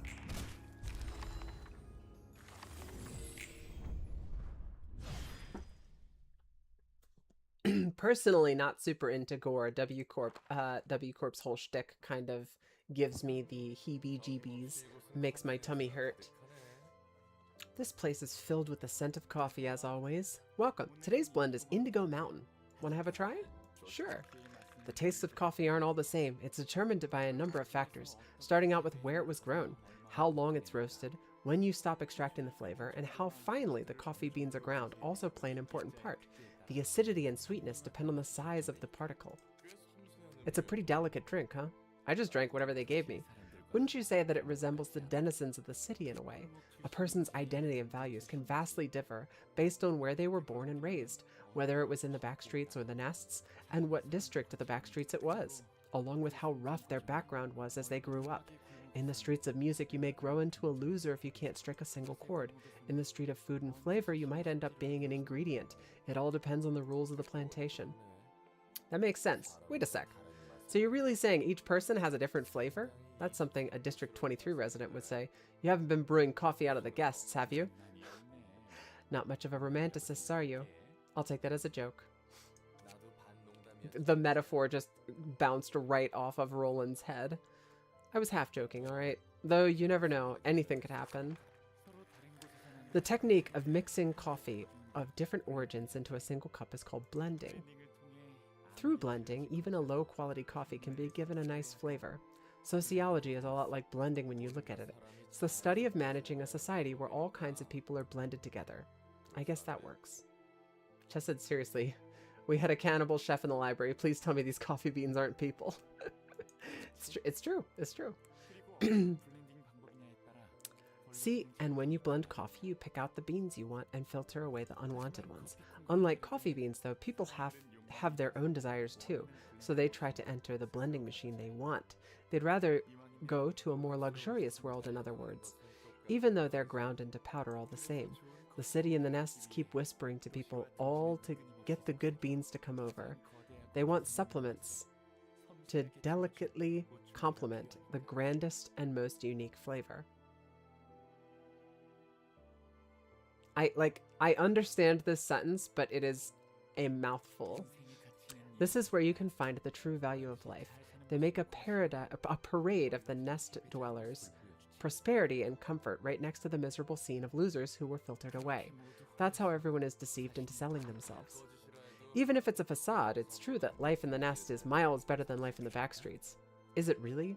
The wings are constantly grinding people up, almost akin to coffee beans, in a coffee bean factory, no? Every wing paints its nest as the most comforting place in the world, in an attempt to recruit feathers for itself. A different set of rules are enforced in every nest, and the back streets distort according to those policies. Everyone is soaked in the grandest and sweetest lie. They convince themselves that what they're doing is for the best. Convince themselves? There's nothing to convince. It is for the best. There's literally no better option than to leave the back streets, join a wing, and spend the stable life in a nest. Then who gets to decide how to blend people? No. Is it even necessary in the first place? Do we really need to pick out certain people? Can't we just live as we are, as our own flavors? You're talking like it's so simple. Questions like that won't get you anything other than more questions. Is that so? It is so. Thanks for the coffee. I'll be going now. I think that's one of the first times where Roland's like, you're making me uncomfortable. I'm gonna leave now. At the start of the scene, boost the power of offensive die by 1 to 2 for the scene if the librarian has 3 or more light. I would have joined much earlier, but I had to watch Invincible. How is it so far, Fatal? And welcome to the stream. I'm glad to have you back. I dropped your name a couple of times, but every single time I'm talking about damage, it just happens to come up. After dealing 15 or more damage to enemies in a single scene, reduce the cost of 2 most expensive pages in hand by 1. On kill, reduce the cost to 0 instead. Cost reduction is reset when the pages are used. It's peak as of now. I heard that it starts off really, really strong, and then I've heard bad things about the animation quality as the show continues on, especially the most recent season. But again, I have no experience with the anime at all, so I'll just need to check it out. The Silent Orchestra is cooked, by the way. We did it. Still gonna read this comics. It's really good. I watched the first season. Yeah, isn't it like, and this is, I'm not equating the two at all. I'm just saying, like, isn't there a similar line that could be drawn from Invincible's anime series and One Punch Man's anime series, being that One Punch anime's first season was peak, and after that, it slowly starts to degrade in animation quality. I did not finish One Punch Man, but I'm just going off of what I've heard from critics. I just don't give myself enough time to watch anime. There are too many games to play. We did it! We finally got rid of all of the exclamation points. We can actually do new stuff. One Punch Man Season 3 is unwatchable. Yeah. That's what I've heard. I've heard that it gets really, really bad. I don't know. My partner and I are getting ready to rewatch Dorohedoro and preparing for season 2, and we also are watching Delicious in Dungeon again, because I didn't ever get to see anything past episode 12, which I'm excited. One Frame Man. In some parts of episodes, yeah, but I don't really pay attention to much to the animation. I see. I love Delicious. I mean, Delicious in Dungeon is objectively good, and the whole like I reincarnated my girlfriend as a dragon thing is so awesome. Spoiler alert. Sorry. Star of the City is where the real game starts. Star of the City is it seems like everything got significantly harder once we got to this point. This is highly disappointing.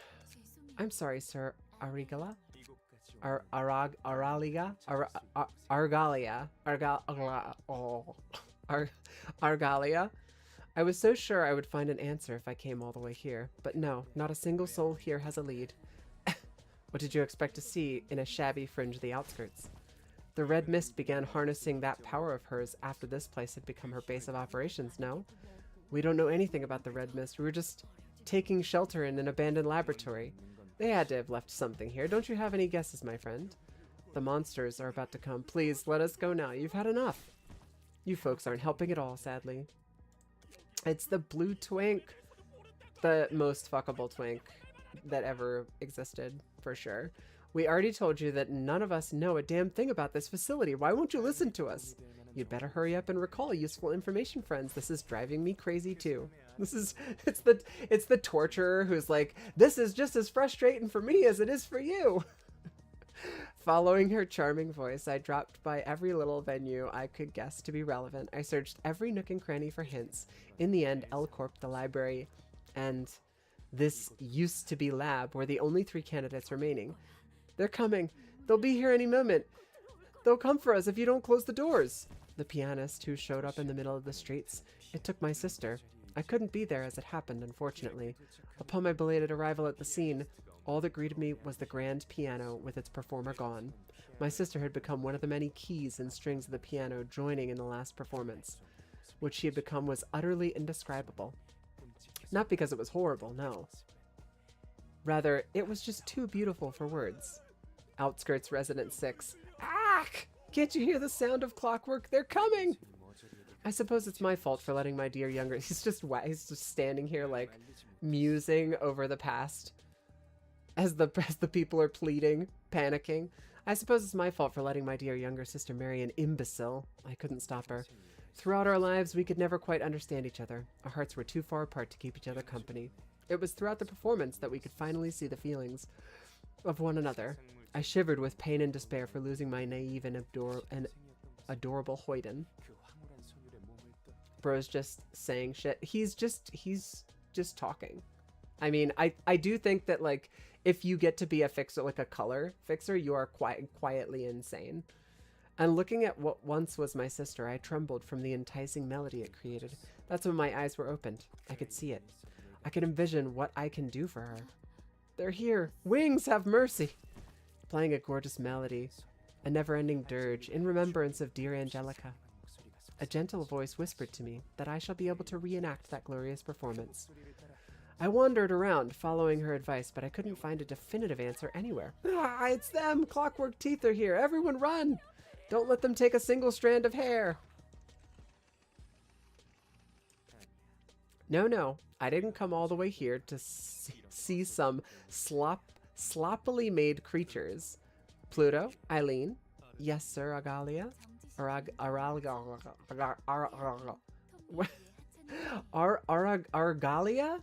God damn it. His name. Fuck his name. Shall I shut them down for you? Clockwork is rubbishy compared to Gears. How did you stop the flesh clockwork? What are you people? After wandering for a while, a revelation finally flashed in my Argalia is literally still standing there talking. Just didn't even break stride in his sentence. Ah, yes. It bore a striking resemblance to the beauty the red mist manifested as she danced with blood in her mouth. Argalia. Argalia. Thank you. I appreciate Argalia. Argalia. Argalia. Thank you. That triggers that. I got it. Argalia. Thank you.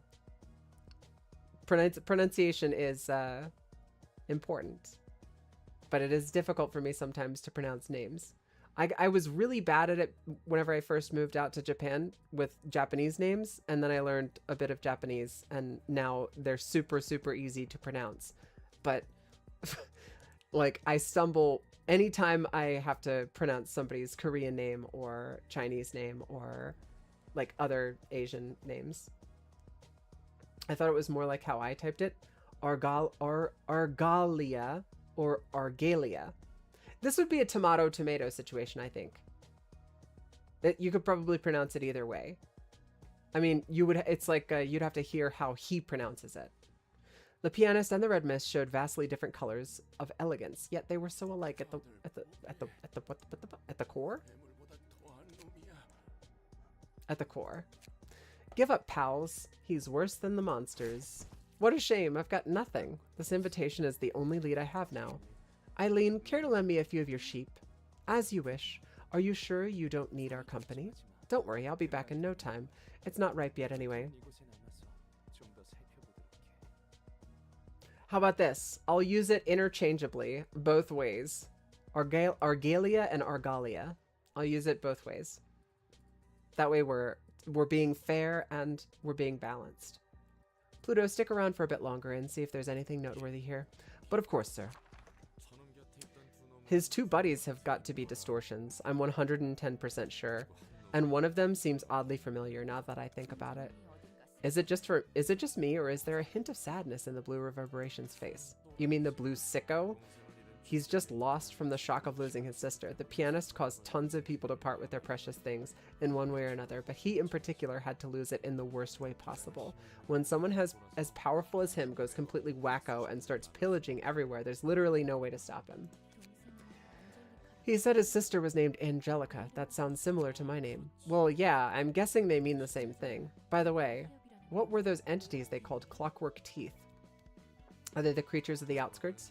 The outskirts were where things abandoned and rejected from entering the city by the head go. It's basically a junkyard for impurities of the city. Most people rarely get a chance to see the outskirts throughout their lives, so they don't even know that those things exist. A lot of the monsters living there are artificial creations made by humans or things brought from the outside. And I heard that a good chunk of them have sentience and emotions. They're non-humans, impurities whose existence is unacceptable in the city, especially in this age of humanity. Maybe I should the Bria Abno fights. I kind of haven't touched those. The Bria Abno fights? Just like me. Argalia! What? Greetings, dear guest. I am Angela, the director and librarian of this. Angelica? My name is Angela, dear guest. Yeah, you're right. There's no way something as hideous as you could be her. Why don't you stop spouting such uncouth nonsense and head inside already? A power so potent that even a machine may become human. It's as I suspected, the library has to ripen. Hang in there, Angelica. It won't be long. Church of Gears Worshipper. More smoke cards. Pog. Gain 4 smoke and draw a page. Card draw. This is exactly what we need for smoke. This is exactly what we need for smoke, you guys. Okay. I think we're going to do Yasad's floor because Yasad is I think, probably the strongest floor that I have for the strongest build that I have, the puppets. And we're doing our usual Eugen combo. They have really good smoke passives too. I'm genuinely hyped. If I can build a smoke floor, I cannot wait to do it. It's one of the coolest looking setups. I just need the cards for it, I think. A Kasha's wearing the clown outfit. All right, yeah, I think this build should be okay. Unfortunately, they are enduring. The only stagger they're enduring is blunt. Stimulating fumes. There are 2 acts here as well, so we're gonna need to be a bit more. We're gonna need to be a little careful about how we manage our encounter here. But let's get into it. Malkuth Betzak is Asiya. Tip and Chesed is Bria. Bina and Keter is Atziluth. Oh, yeah. No, the three, no, I remember the sections, like, now that you're saying them, but these are not names that I commit to memory. I've already forgotten them. I'd have to read the chat again to remember what you just said. Yeah, it's lower, middle, and upper. See, when I was playing LobCorp, I was like, those are some interesting names. I'm literally never going to commit those to memory. Say what you will. I don't know if it's a me problem or if it's just the way that my brain works, but you're gonna get to learn some deep Xanadu lore here, some Remy lore. I know at least the first 4 acts, like, it's burned into my brain, the first 4 or 5 acts of R. Kelly's Trapped in the Closet. I can't get it out. Like, I wish it was, like, accessible and I could overwrite that memory and remember something else. Anything else would be useful, but it's trapped in my brain and I literally can't get it out. But I can't remember, like, my best friend's birthday. My brother, I don't know what his birthday is. I mean, like, I think it's in February, but my brain, I cannot hold in dates and certain names. My brain processes something and it's like, that's not important enough to remember, and immediately forgets it. I just can't. Make some room for more religious study in your brain. I mean, Wellifer, I have a lot of religious philosophy in my brain. I was raised Baptist, and I'm currently an atheist. I'm not agnostic. Maybe there's something. I'm an atheist, and call it a belief system, whatever you want. But I've studied a lot of different religions over the course of my life. I think Buddhism is interesting. Shinto is interesting. Concepts of afterlives are interesting and things like that. But as far as, hey CG, what's up? We're just taking a quick tangent over here and talking about how my brain can't remember important dates, names, and details, but I have R. Kelly's Trapped in the Closet trapped in my brain. But yeah, whenever it comes to like memorization, my particular mindset, the way that I think about it, is that it's more important for me to remember the critical thinking and the processes that bring me to conclusions, and the beliefs that I have. Those are more important than memorizing a specific name, a date, or a place. Those, like, names, dates, and places, from my perspective, aren't as important as maintaining a understanding, a nice robust understanding of how I reach the conclusions that I reach and why I believe and feel the way that I do. And there, inside that place, there are some facts and figures that get locked in there. But for the most part, I generally like to focus more on the route that got me to the conclusions that I came to, rather than focusing on, like I said, specific names and things like that. Now I have NetZaxplore to be GUN. As a Christian, all religions are dope, and so is atheism.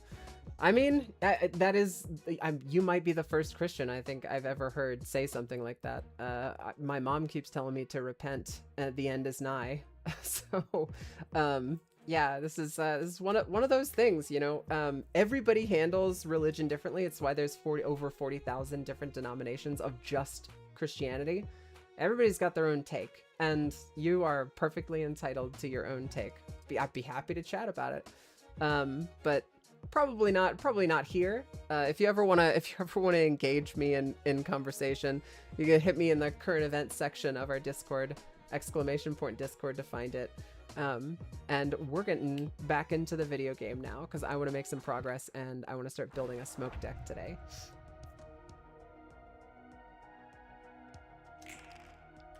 All right.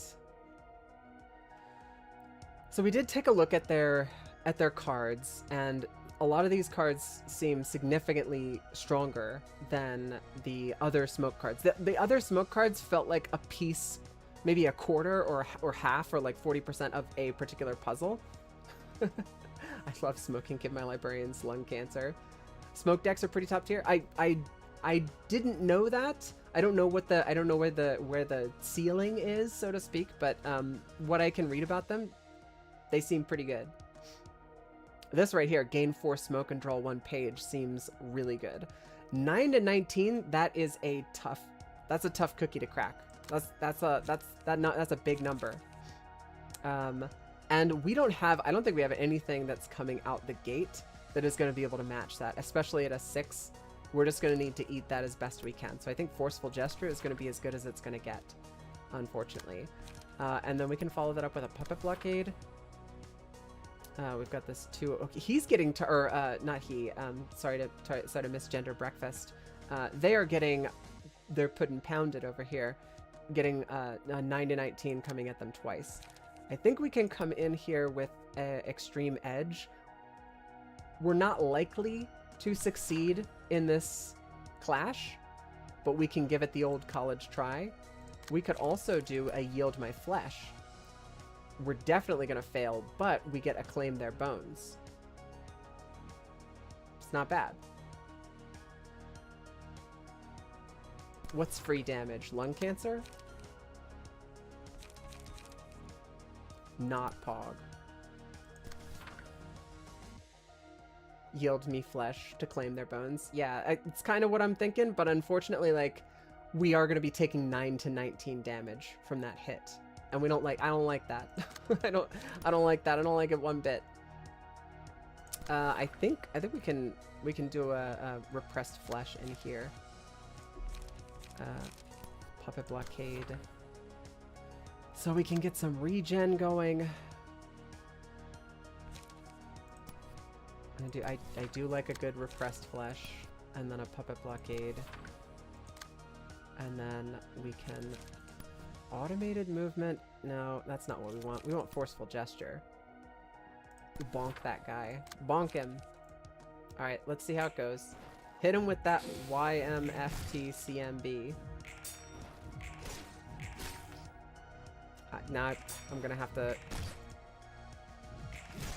look that up now.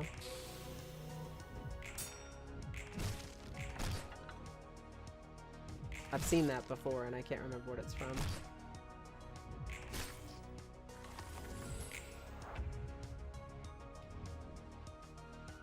Oh, yield my flesh to claim their bones? Seriously?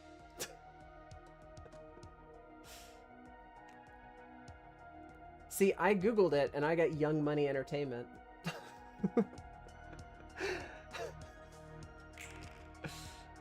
Fantastic.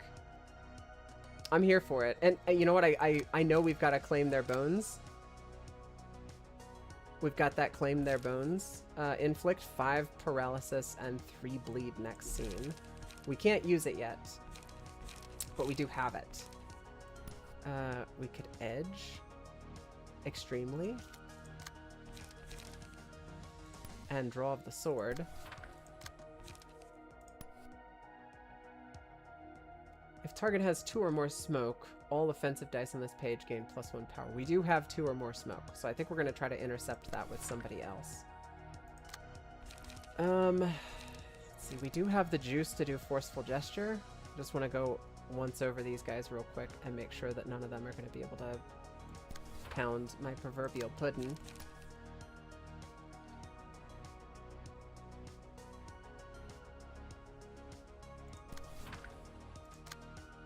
And then breakfast, unfortunately, doesn't have much in the way of options. I don't think that quite matches up. Yeah, I think you're right. I think the quality of the service that Google has been providing is degrading rapidly over the last several years. It's honestly, it's unrecognizable. How do you go from being like so ubiquitous that you become a verb to being an absolute trash shoot? I'm just can't even with these search engines. Get them out of here, mods. Kill them.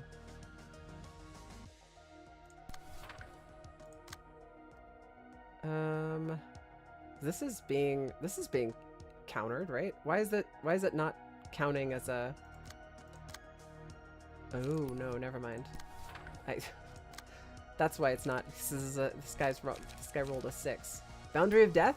Do we Boundary of Death, you guys? I think we Boundary of Death. We do it for the lulz. Just know that everything, and you never have to search for anything. Just know everything. That is the same thing as just roll higher as far as advice goes. Thank you for following, Training. Welcome to the stream. I hope you're having a lovely day. And Walgafer, thank you for following. I'm delighted. Oh, and you know what? All the follows just did right there is y'all just triggered Boundary of Death. Thank you. You guys are the reason for the season.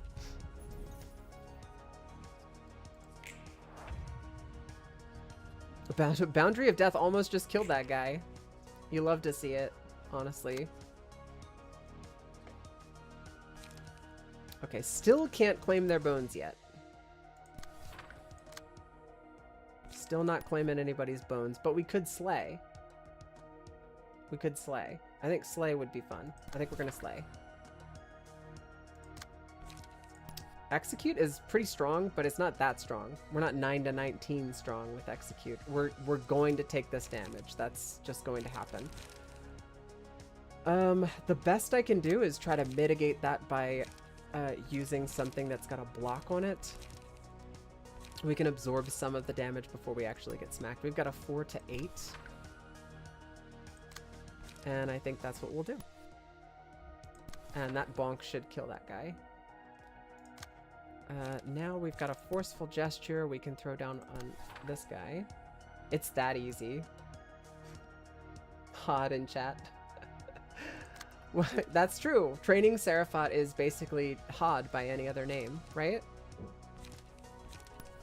Delighted to have one of the actual Seraphat here. That's I feel like I'm coming up in the world. Okay, so Will of the Prescript I think is the way. I think we'll play that. We're going to make sure that Forceful Gesture is the one that ends up absorbing this, so we'll undo that. Will of the Prescript on this guy over here, followed by an Extract Fuel, and then our actual attack where we're going to clash with Forceful Gesture. Why did I get a notification 2 months late that I got gifted a sub? I don't know, Fatal. That was like, I think you got the very first gifted sub that ever popped out on stream. That was from Papa Greed. And yeah, the fact that you're getting a notification for it now, it's inexplicable. I can't tell you. An out of context quote relating to this situation, I fucking hate reindeer. Speaking of reindeer, where I live right now, it's getting springtime, so we've got the wildlife is active, and we've got actual, like, I mean, like, I'm from Maryland in the United States. I'm living in Japan now, but when I was living in the States, we had deer. The deer out here are massive. Like, I've never seen deer this big, and they just don't give a shit. They just walk right into your lawn, and you'll see them like in packs of like 5 or 6, really dark fur with big white fluffy butts, and they just like will jump into the road, cross the street. They just stop. I mean, like, deer do that, but these ones are so big. I think they genuinely feel like they're not scared of the K cars that are out here. It's really funny.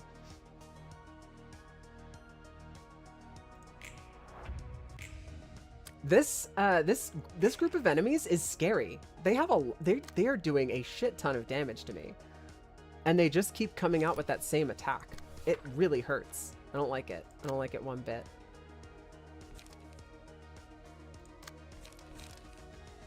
Let's see. Forceful gesture. We're getting hit with it again. Just literally, they're doing so much chip damage to me that I think this is going to be a struggle to cinch this. Finally, can use to claim their bones. We can claim this guy's bones. That's what, wait, no, shit. All of the wait, this guy. We'll claim that guy's bones. Give me your bones. Put the bones in the bag. Smoke's OP. We are noticing that Smoke is pretty strong. It's the only build. No, that's not true, because the charge build absolutely wrecked the shit out of my usual team last time I did a fight against them.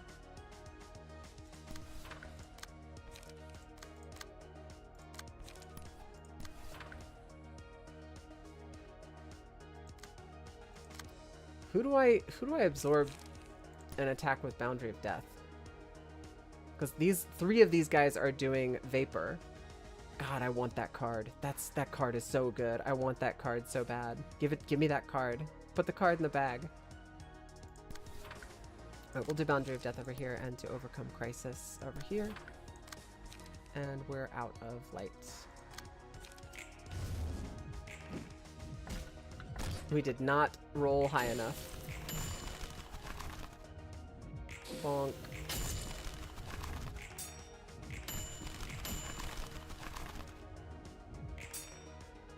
Uh-oh. Kyle got staggered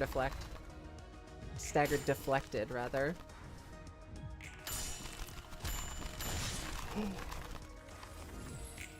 My bones!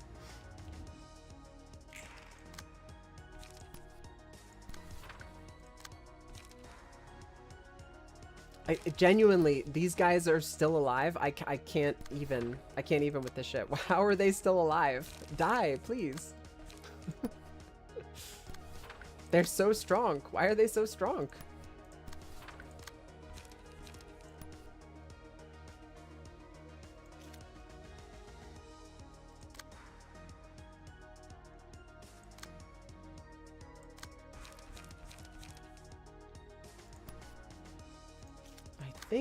I think this guy should be cooked, right? Like, we're doing enough damage this turn. I think these guys should be cooked. Boundary of Death. For the memes. Charge is fun, but you need to get the ratios right. Yeah, it looks like you have to do a lot of quick math when doing charge. Whereas Smoke is just like play the cards with the right oh god. Arugula, you guys. I don't think I'm gonna be what? Why do I have to fight Arugula? Why? Why is this guy here? I can't floors available. I only have one floor available.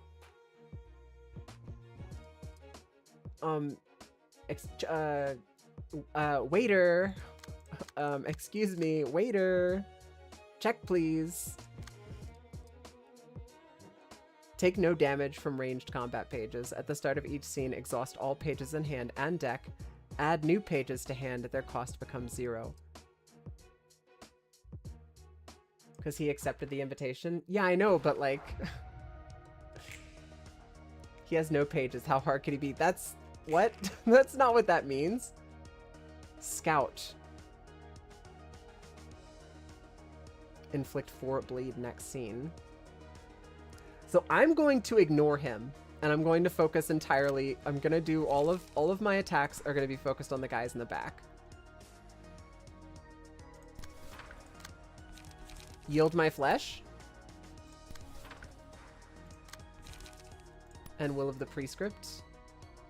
Yeah, all of my attacks are gonna be focused on the guys in the back. Repressed flesh. I'm going to try to I think I'm with all of these extra attacks, because I've got a series of extra attacks right now. With literally all of these extra attacks, we're going to target one of these guys and we are going to do everything we can to bring down one this turn.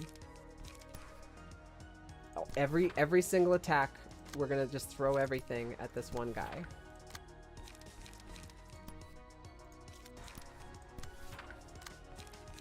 And we're gonna cross our fingers that this guy just has the good sense God gave a turnip to die. But we don't want it to be puppet blockade. We want it to be something else. We'll do forceful gesture. There we go. Clean up one aisle my pants. But in the bad way. In the way that you don't want to have it be. In the way where you made a doo-doo in your pants.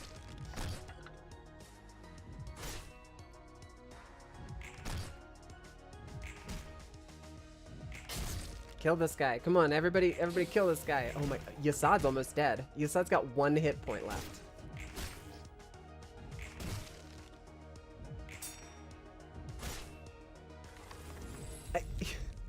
How is this guy still alive? Oh, Grinder Mark II 5. Regret? Regret? I think Regret. I think Regret might be the one. Solemn Lament is really good too. Each die on this page is rolled. I think no, it's Solemn Lament is the way, because it goes at the beginning of the turn. We can take somebody out before they actually get the chance to act. Are you kidding me? And he's doing Vapor. Oh, I hate this guy. Fuck this guy. All right, that should kill him, right? Because that's to claim their bones. That should definitely kill him. Now we need to, oh my god.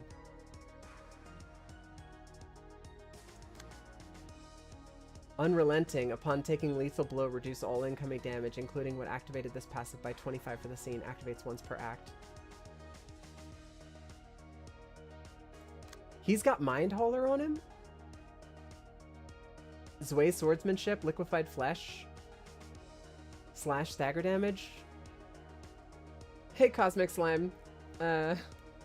Welcome to the stream, and thank you so much for from Anonymous Gifter for the sub. Thank you so much. I appreciate it. He's vaping.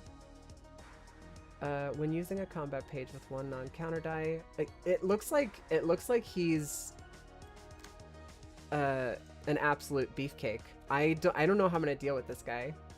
And thanks for subbing, some guy. Delighted to have you back with us again. So 4 to 6 and 3 to 5 to Kyle. I'm a little spooked about this. Like I don't want to take damage from this.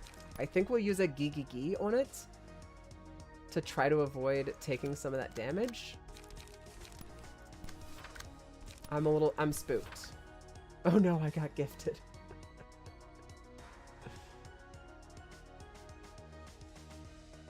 Bless you. Genuinely, thank you so much, loves. I'm so glad you guys are here, and if you guys are enjoying, I'm assuming that if you weren't enjoying, you would just fuck off. So I'm really glad to have you guys here, and I'm glad you guys are enjoying the stream. Genuinely, I only need one person's enthusiasm, and I'm delighted for anything over that. I think we need to do this right here. Solemn Lament needs to be played. We gotta pick a character that we want to knock out. We'll play it right there. And Repressed Flesh over there. I'm spooked. I'm getting a little nervous here because obviously we never want to lose. Argalia immune to ranged, so not him. Yeah. Well, they said Roland said pretty early on that you have to be basically an idiot to lose to somebody using ranged in battle. So he's no slouch. So obviously he's not going to be the one.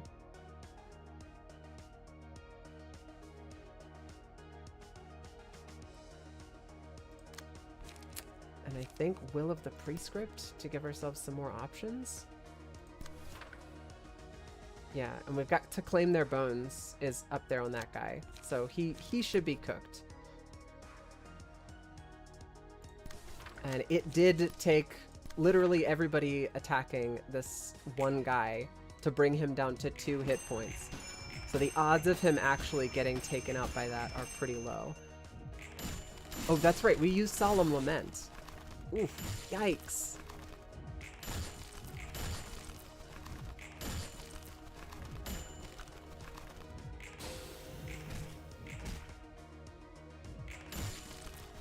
We got the stagger off. No, Kyle died!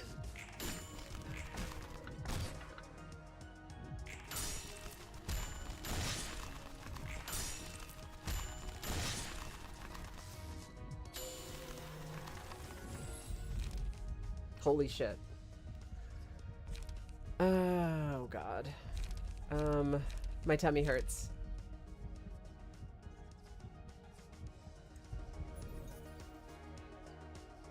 My tummy hurts. Magic Bullet. When used, synchronized with their free shoots for the next 3 scenes. Regret. 1 hit, deal stagger equal to 10% of current stagger resist. Mass Individual? Grinder Mark 5.2.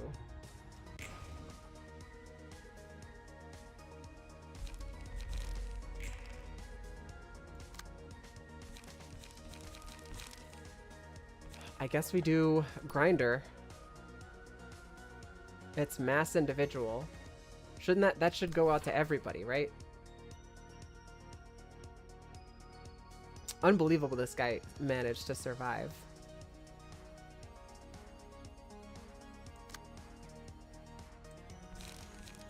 Oh my goodness. My tummy hurts. And 2 of them are doing that Vapors attack. Oh my god. We did get 10 paralysis on Argalia from to claim their bones. Gigigi is just so weak for what we're dealing with here. The amount of damage that they're gonna dish out is just so much for Gigigi. He's coming in here with heavy damage as well. Like, I can do a couple of Gigigis to intercept this, right? And this. So we can kind of balance that out a little bit, right? But I'm just like I said, my tummy hurts. I'm in a very uncomfortable spot right now with the amount of damage that we have coming in and the complete and utter lack of damage that we have going out. I just don't have the defensive dice to be able to intercept any of this stuff that's coming in to mitigate this damage. I just don't have the sauce for it.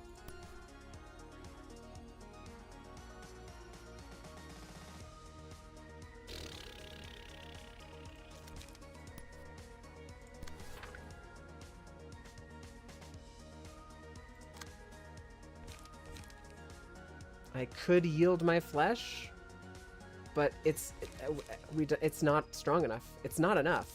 We could Extreme Edge, and Extreme Edge has a base of, what is that, base 9?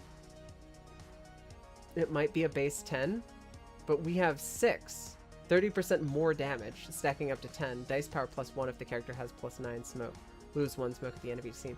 So yeah, we're taking bonus damage. He's got 1 hit point anyway. I think we're just gonna have to roll the dice on Extreme Edge.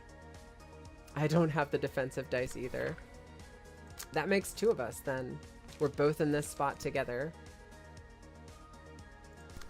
We're both in this rough ass spot together. This is not looking good.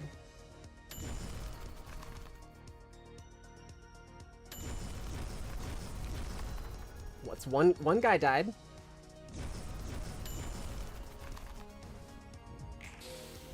Nope. Yasad's cooked. We got a stagger off.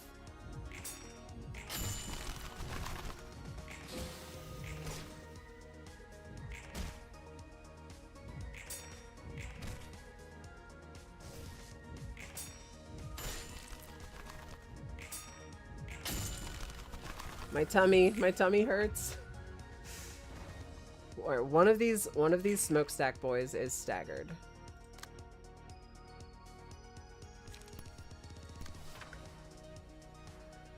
Orgalia is doing a mass individual now.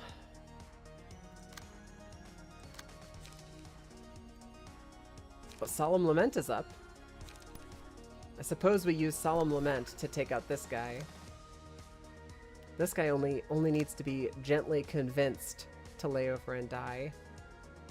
Church of the Gears Worshipper. That sucks ass that we have we have him doing his mass individual attack on our dead dice. So that's great. My floor that I threw in on a suicide mission to lower HP just cleared 2 receptions. What the hell? 2 acts. Yeah, I mean, that's awesome. You love to see it happen, right? Where you did not plan for the team to do this, but they did it anyway. All right, I think for this one it's 887755. It's Execute, I think, would be the one that we play to try to counter that. I don't think that's gonna count though. That it's not gonna work.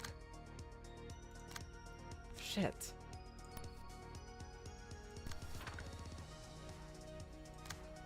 Yep.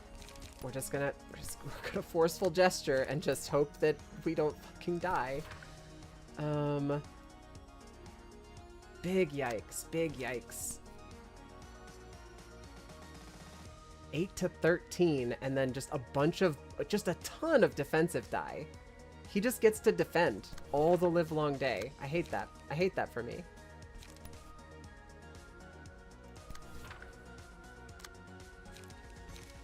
Execute.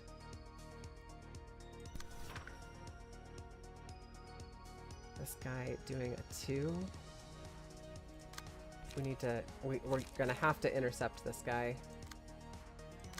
Maybe Execute is the way. That should be able to kill him.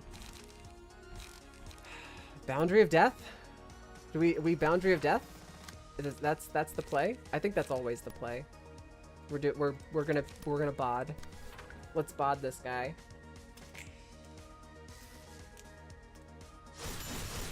Ouch, ouch, ouch. I can't see the actual damage numbers because I'm about to have a seizure. Alright, so that guy's dead. That guy's dead. Alright, now we just get to focus on Arugula.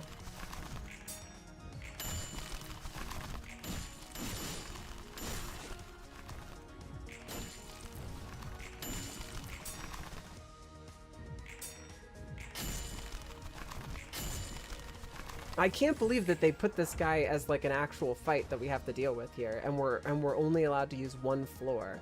That's ass, man. Genuinely scary shit.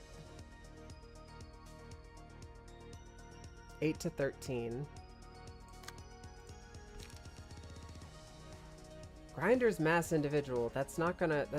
I don't think that's a play that we want to do.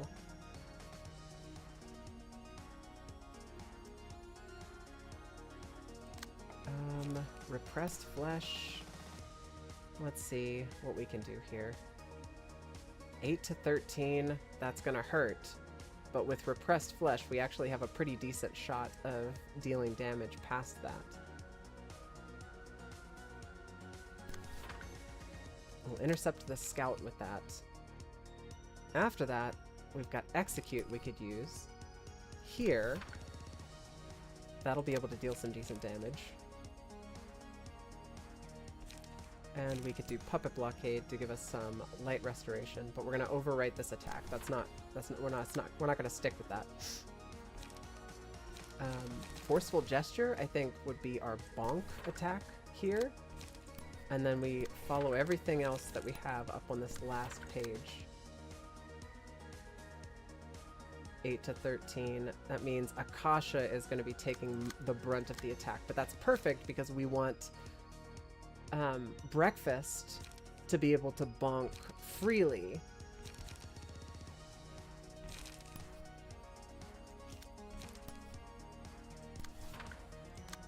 because breakfast is going to be bonking last. All right, here we go.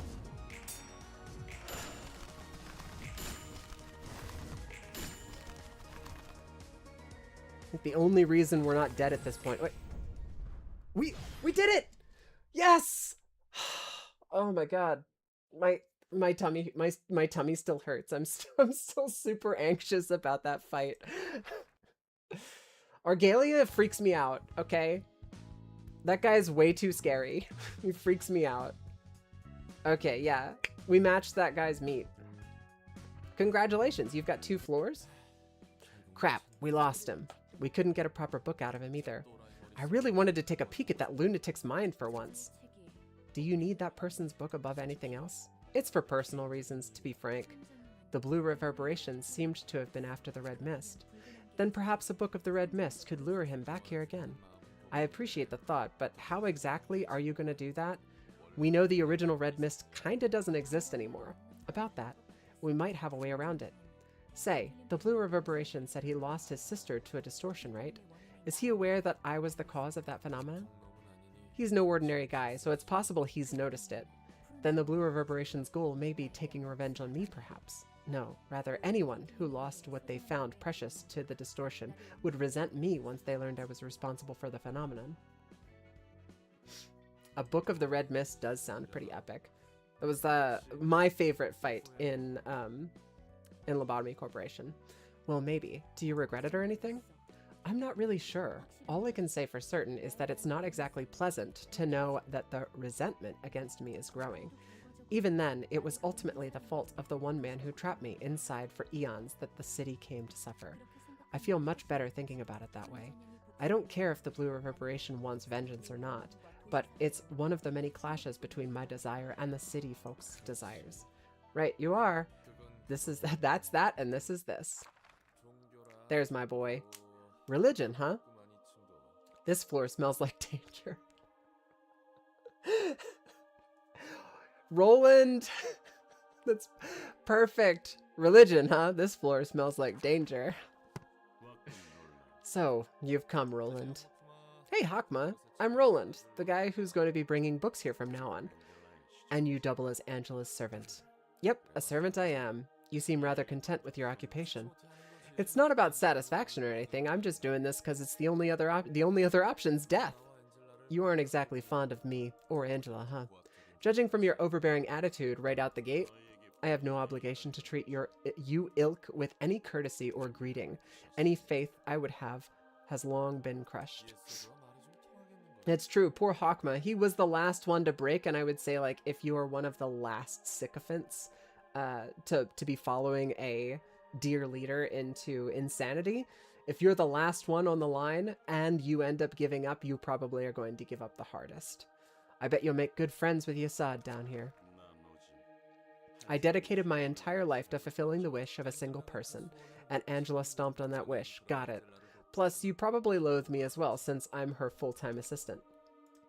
I mean, you already had an agreement and everything, didn't you? You're supposed to help her complete the library and find the one book she seeks, right? Do you truly believe that the one singular book exists as Angela claims? What? Duh, she wouldn't be looking for it if it didn't exist.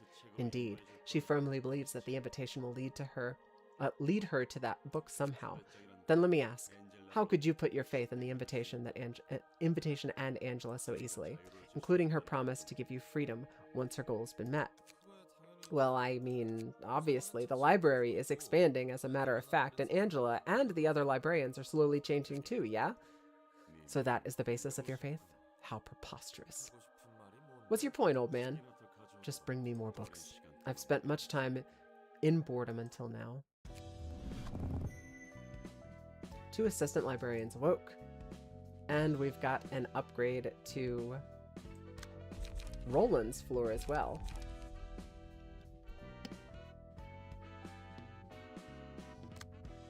And Jebra has an upgrade as well. God fucking damn it, my last floor just got wiped off the map. It happens, just some guy. It happens. I'm absolutely feeling your pain. What I think the last invitation I did last stream before I logged off was an absolute rout. I just completely got wiped off the map. So I'm feeling you, man. We could upgrade floors, but Angela mentioned the red mist. It's true, Angela did mention the red mist, and that gets my that gets me titillated. It warms my cockles even. Consider my cockles warmed. I'm glad that we got 6 of that vapor card, but I want more. Give me more, please.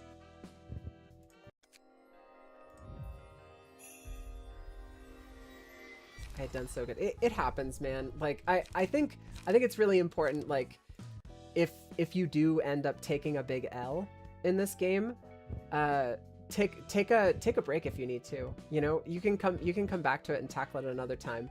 It doesn't all have to be done at the same time.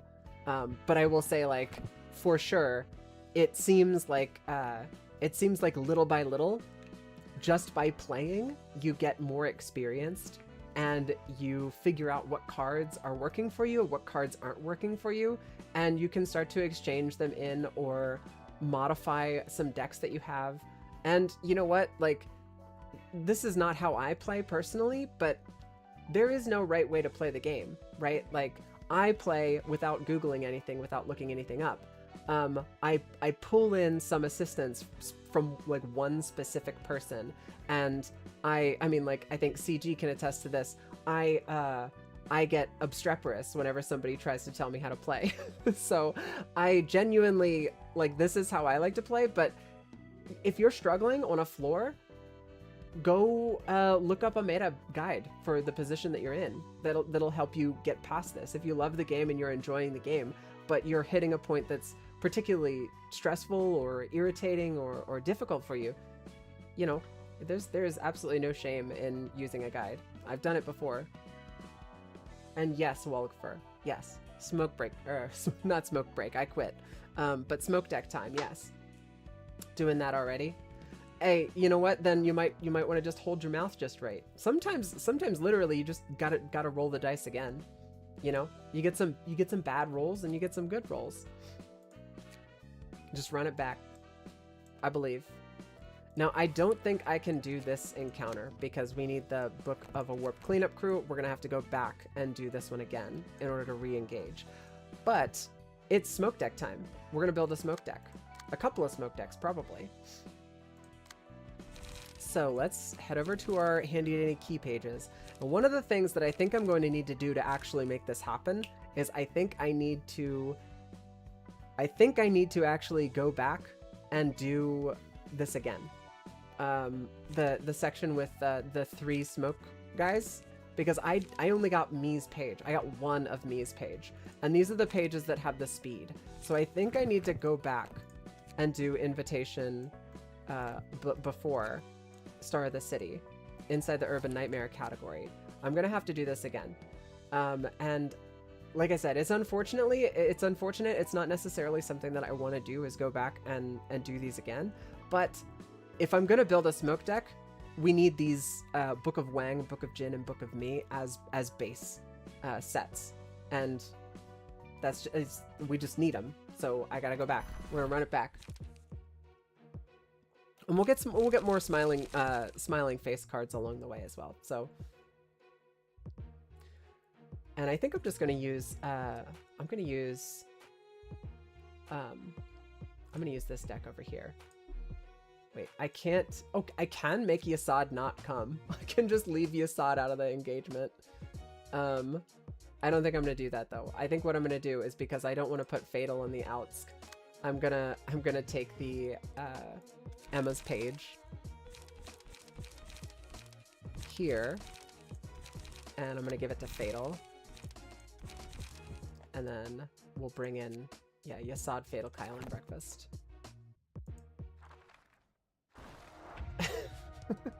Who knew that beating your Wang was the key to making a smoke deck work? Honestly, that's another thing, some guy, if you're ever frustrated, you could always just beat your Wang to build a smoke deck, and that typically is stronger and reduces stress. But many such cases.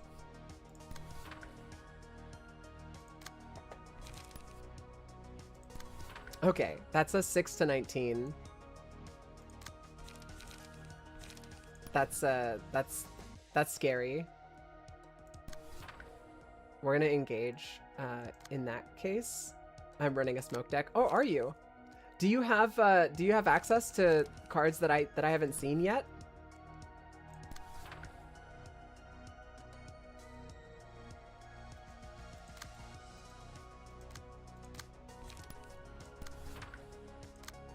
Fear not the man that knows 100 punches, but the man who smokes his wang 100 times. If you can smoke your wang, that is that's impressive. You can't even be mad at a guy. You know, you can't even be mad. The guy's just doing what he loves.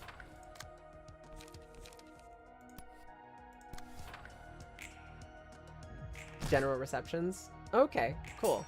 I actually, now that I have something from a star, I need to do some general receptions.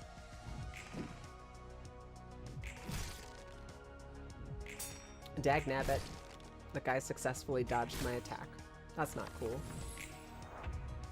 Well, Fatal, or not Fatal, Yasad did not die, so I'm assuming that he won his encounter. That's impressive. That's the 6 to 19 is a tough number to beat, and they've got 2 of them now, so I think we're just gonna take that damage this time.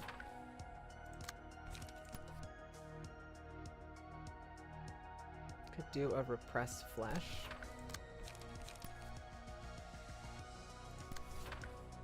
I remember these guys being a tough cookie to crack. These guys I think are pretty rough to fight in general. Don't necessarily love that.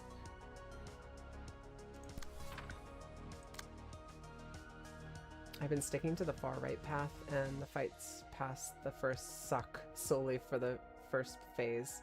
I think you're talking about the warp.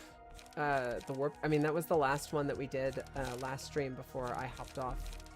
Feeling much better, but still not 100% recovered from my illness. And when I was doing that, it was not fun. It sucked.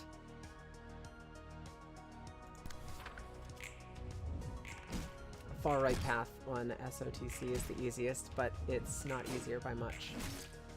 Interesting. Yeah, that path absolutely wrecked my face. I did not like that path at all.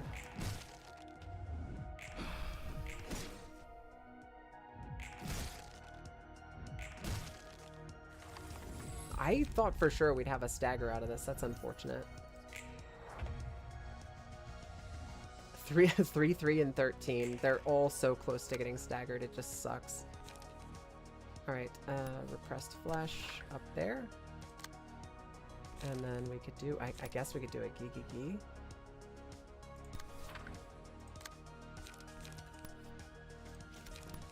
We do love a good forceful gesture. And a Gigi.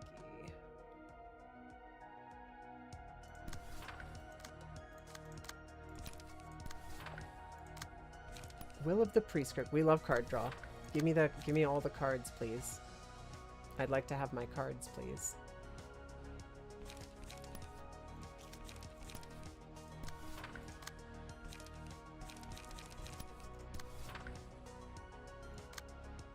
Can't wait till you see who they are, because they are very awesome. I am excited to see genuinely like all of the content in this game. It is a good video game. It is a bit goofy in a lot of ways. There's some, I've got notes. There's some stuff that I'm not particularly fond of. Most of it is mechanical, and the fact that it is at its core a small deck card game. Any card game in general, just any card game in general, is going to wind up with a meta problem. You're going to wind up with some cards just being trash because they're not meta, right? Unfortunately, that's just what you get when you have a card game.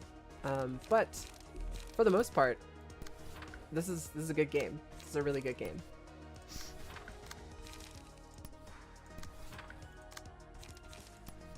One of my biggest complaints in basically any card game like this is a lack of variation in meta decks. Like, some decks are just like, if you're not playing this, then you're making your experience harder on yourself. And I feel like that's a really shitty way of rewarding players for exploration inside your game.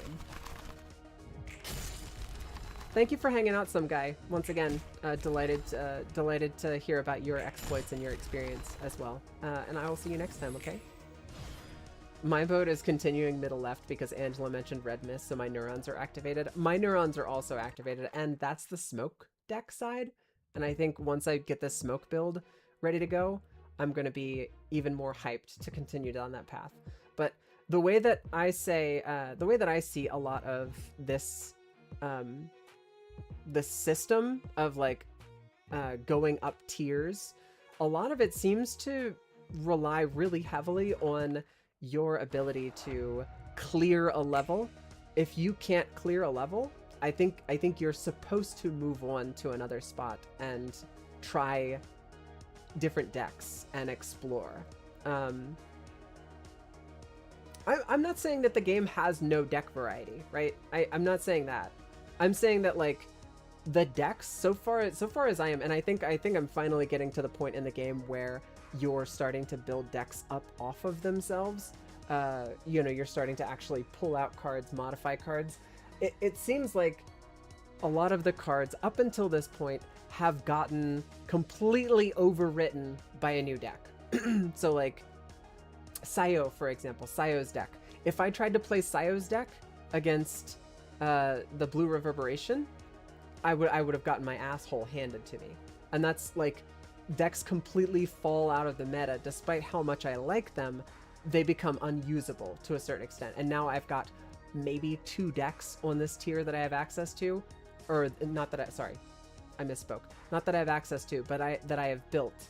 I've got basically 2 floors worth of cards, whereas I have so many floors. Certain floors are going to synergize much better with specific decks, so you wind up with your kind of meta. You'd need her bleed cards versus blue reverb because bleed is ridiculous when stacked. That's something that is part of that like knowledge that you gain over the course of playing the game, that I'm sure I'll end up figuring it out. Not quite there in god damn it, I cannot use Yield My Flesh to intercept any of these because they're all 6s and 5s. These turds. But basically, like I said, I'm not complaining.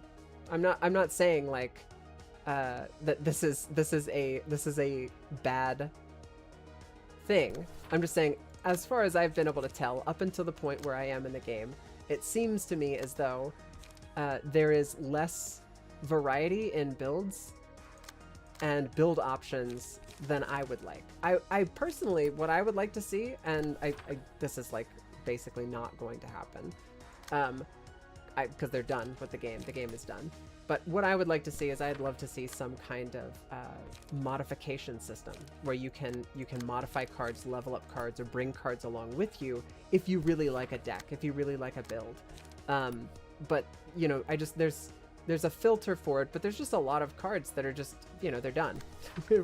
We're done with that card. We're done with that set of cards. We're done with this deck. We're done with this thing. And being able to pull passives from older key pages to a certain extent is how you would kind of upgrade cards, or not cards, how you would upgrade those key pages. But again, like I said, it just feels to me kind of like I would like to see a bit more of an upgrade system, or some way of modifying stuff to keep the stuff that you really like with you. Does that make sense? You smelling what I'm stepping in?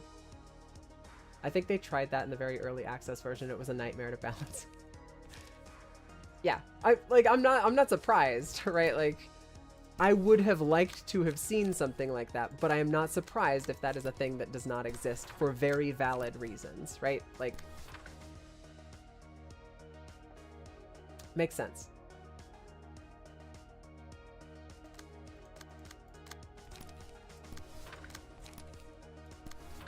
Like I said, I'm not complaining. I'm just saying if I were going to change some things, I have some notes. I have some things that I would like to see. But in the interest of creating balance for the game, there are some things you're just not going to be able to do. Some things you're going to just have to, for lack of a better word, sacrifice to make the game function as a game. Because, like, no matter how closely you focus on game balance, there are people out there who are what they enjoy about video games is breaking the game, and I think that's great and that's fun.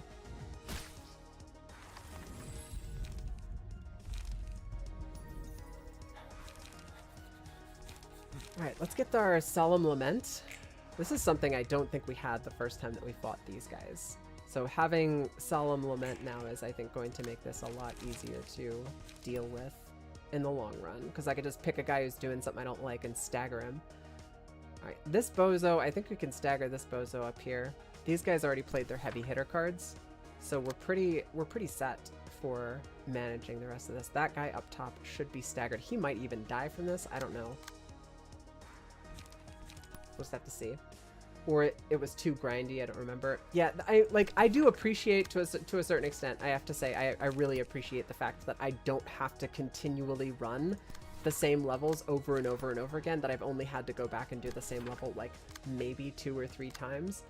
Sometimes from just user error, just like I made a mistake, I fucked up in my progression, or something like that. But I do appreciate that the game is not overwhelmingly grindy. Some types of games I really do enjoy the grind. Card games, not so much. Shit, I just realized I did not hit the guy in the back who was staggered. Alright, well, me is dead.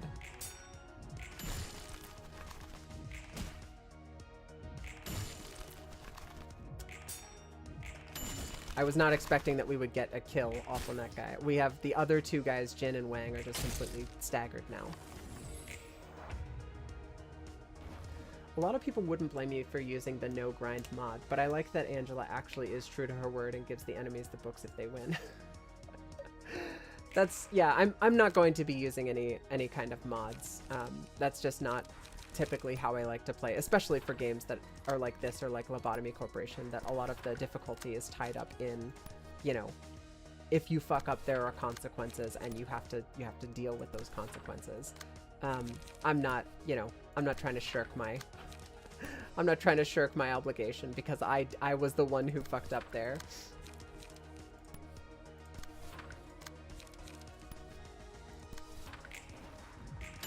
I think we got this. I think we're good. Yeah, Fatal just bonked that guy for 40 damage. You love to see it. And Wang died last, so we get the bonus for Wang. We were talking about Wangs earlier too, so that's appropriate. Awesome. Book of Smiling Faces. We got a extra Book of Jin, and then we got 2 Wangs, 3 Jins, and 2 Mis. That's great. That's perfect. Let's burn those books.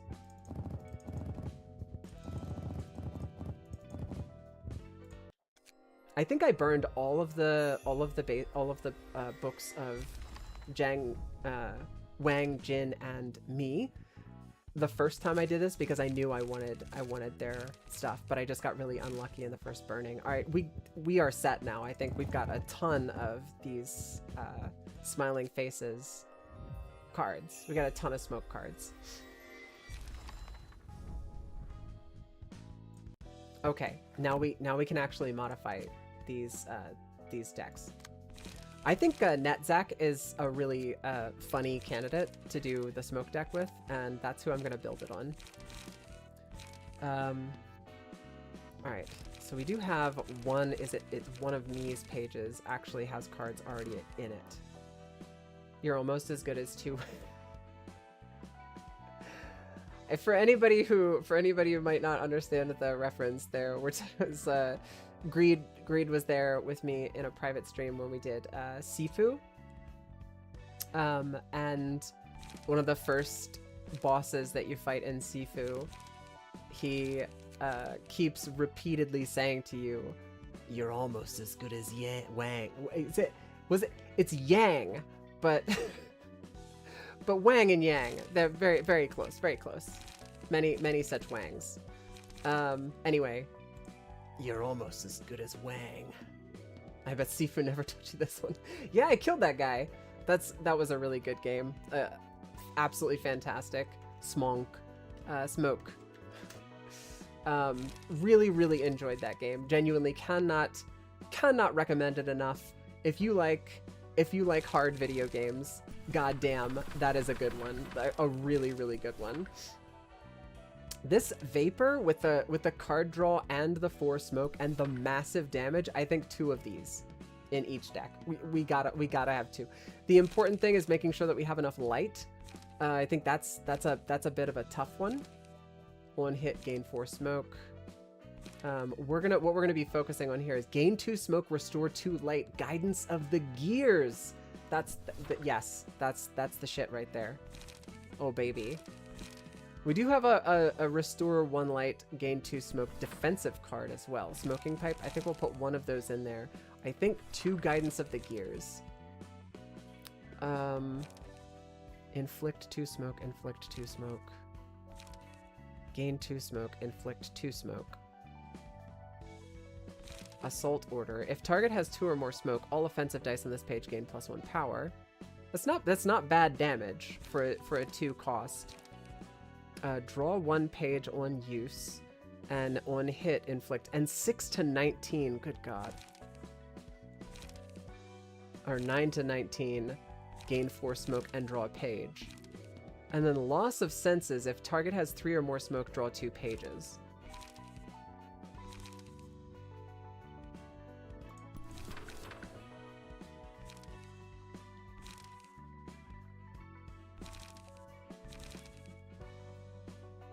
That's a lot of 3 cards. Trace of Fumes. Defense order. 7 to I like the 7 to 10 out front defense. That's pretty good. Once per scene, if the character has smoke, respond to a 1-sided die with a block die. Roll 1 to smoke. Not played in clashes where both characters have a combat page. And it amplifies outgoing damage instead of incoming damage.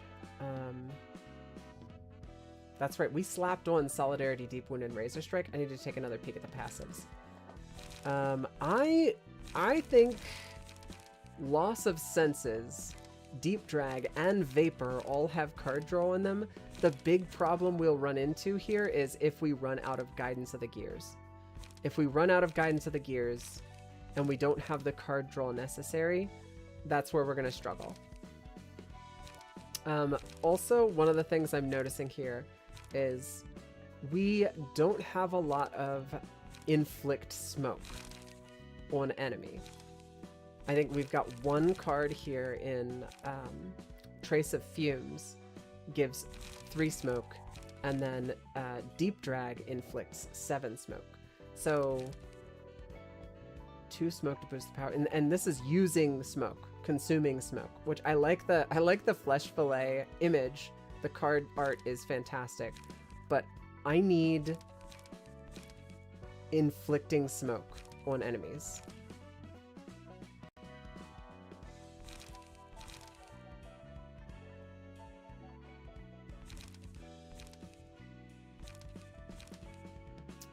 Autonomous Rush gives me 2 smoke and inflicts 2 smoke.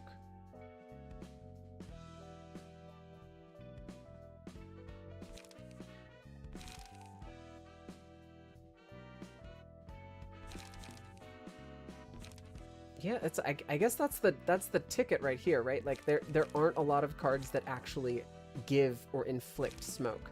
Deep Drag does, Vapor does. Loss of Senses is what you use to capitalize on that activation. So I guess as long as we keep our, let me take a look at this. As long as we keep our flow right, we should be fine. So we have a Gigi and 2 Puppet Blockades in this build for light generation, and it seems to be working pretty well. With 4 card draws, Let me see that. We've got 1, 2, 3, 4 card draw and 4 light gain. So I think we're gonna try to do a bit of a mirror here then. And in these builds, we don't have any 2 cost. It's 1, 0, and 3s. So I think we can probably fuck around with that. Let's see about that. So we're going to bring a second smoking pipe. We'll get rid of trace fumes and defense order. We'll get a second smoking pipe. And then we're going to decide on what we want to do. I think we're either going to take an additional loss of senses, deep drag, or vapor. I think a double deep drag should be pretty easy to maintain smoke when the whole floor is smoke decks. That's the plan. Yeah. You don't need, I don't think you need a lot of inflict smoke to keep smoke high if the whole floor is running smoke decks. I think this is what I'm going to go with for my base. 2 smoking pipes, 2 guidance of the gears, 2 deep drags, 2 vapors, and a loss of senses.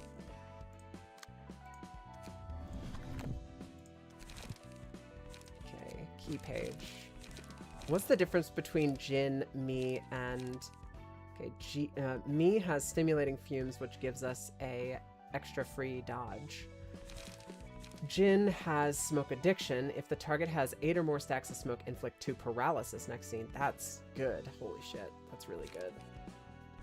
And then Wang's page is Sooty Thwack. If the character has smoke, boost stagger damage dealt with attacks by smoke times 10%. So if they've got 9 stacks of smoke, it's 90% bonus stagger damage. That's pretty good. I think that's pretty good. All right, so let's build a Wang deck, and we're searching for smoke. 1, 2, 1, 2.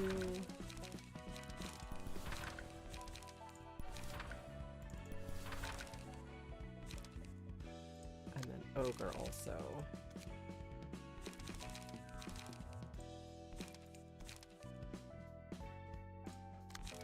Cupcake.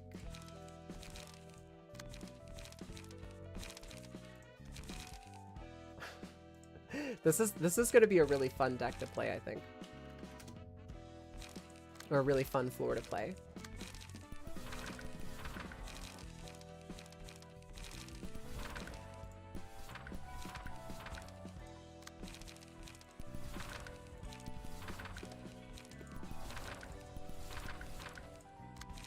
I'm glad that I have enough smoke cards to be able to actually work with it. What's really fun also is if I go up against an enemy smoke team, I'll be able to use their smoke against them. When they inflict smoke, it's just buffing me. But then again, when I inflict smoke, I'm just buffing them also. So it's a bit of both. Okay, now we need to take a look at the passives. So we're gonna take a look at the type of damage that we're doing the most. It looks like we've got a lot of slashing damage. We've got a nice spread actually. We've got 3 slashing dice, we've got 3 blunt dice, and 2 piercing dice, with a nice little spread of defensive options as well. It cancels out smoke versus smoke doesn't do anything. Yeah. Well, they just, like, you still get the bonus. Right, like the passive Puffy Broom, smoke amplifies outgoing damage instead of incoming damage. So when you apply smoke to one of the enemies, you would be gaining they would be gaining higher damage, up to 7 bonus damage, or whatever is it, the cap is 9 bonus damage. So it does do something. I wouldn't say it cancels out, but yeah, like if you inflict more smoke to them than they inflict to you, you're buffing their damage, which is spooky.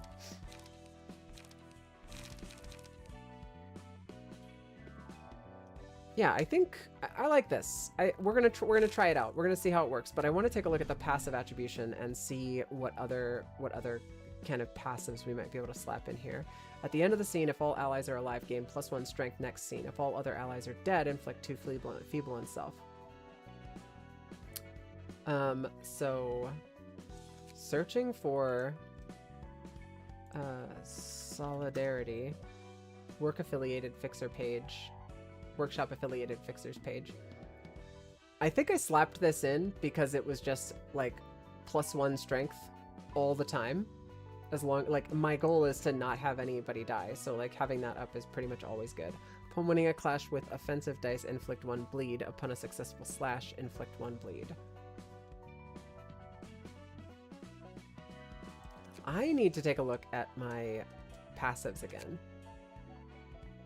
We've got a Church of Gears Worshipper page, which has evade dice power +1. That's good, because we have a lot of evade in this build. The first offensive die of each combat page deals +2 to 3 damage. That's pretty good. And when gaining smoke using combat pages, gain 1 additional snack. Okay, this is absolutely going into everybody's set. It's not even a question. It's not even a question.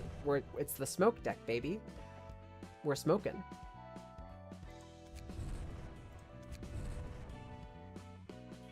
I think I'm gonna go with this. Do we have anything else that we can slap in?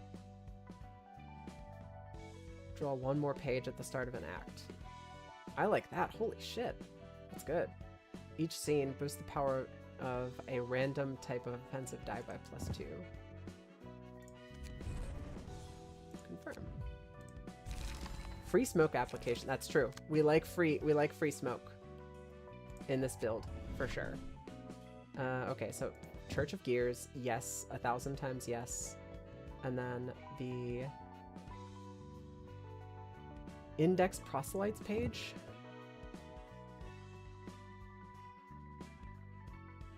So we definitely need internal combustion engine, meat gear, and then we could do these two, Grace of the Prescript. I do like boost the power of a random type of offensive die by +2 because we have a big spread of offensive dice. And we can actually take that other one as well later if we want to. So let's attribute some more passives. I really like these. It's almost like they're giving you passives that synergize really well with each other in concert with the type of build that you're trying to make so that you do get some kind of incremental upgrades. All right, I take back what I said before. They're doing the thing that I said they should do. I will take the evade dice power +1 because we don't have a Index Proselytes page. An additional one.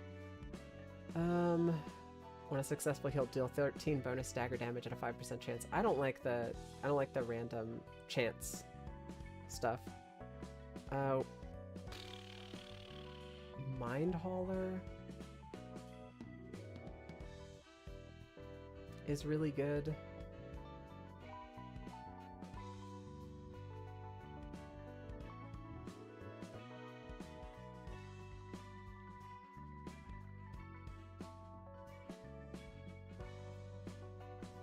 Start of an act. Deal +1 to 2 stagger damage if the target has burn. No.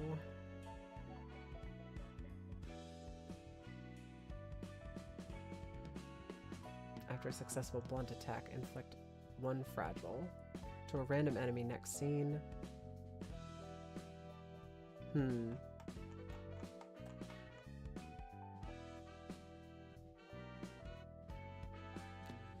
Dante's page.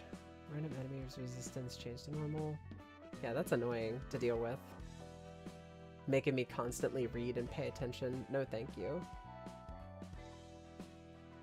I think we're going to take an extra smoke addiction from, because we've got a bonus Jin's page.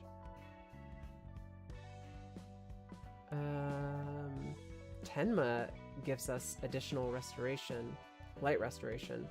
But we're going to keep it as it is. No, we'll do this. Blade Lineage Cutthroat page. Just to fill out the page. It would have been easier if we could have just kept everybody the same, but this is going to be fine. Now, what do? We have to try it out, right?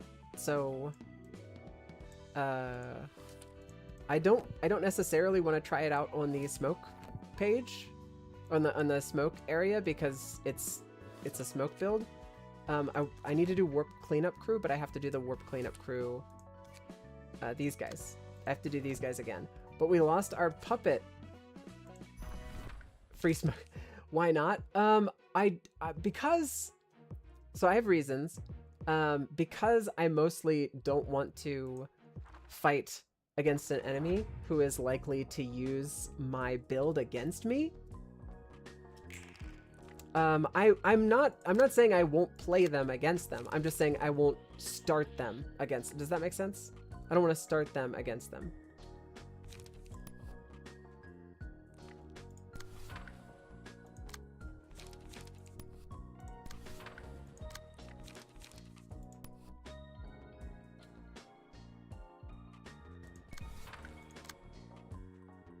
Trust. Now our build is stronger. Trust. 3 Philly cheesesteaks might have been a bit much considering I have to stay away for the next 4 hours. Stay awake for the next 4 hours? Wake up. God, 3 Philly cheesesteaks. That, your gallbladder. Your poor gallbladder. My brother in Christ. What are you doing to yourself?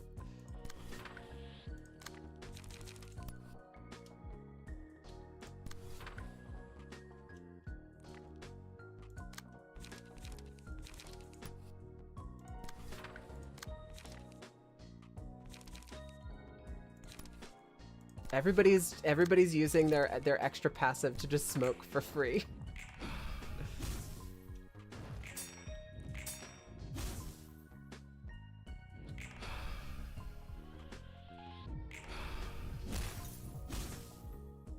Ow, that hurt. Cupcake took a lot of damage.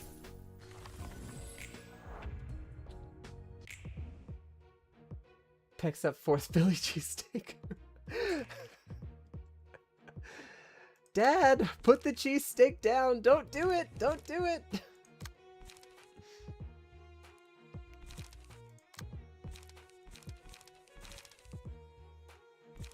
Smoking pipe as our defensive option. And then our offensive option can be guidance of the gears.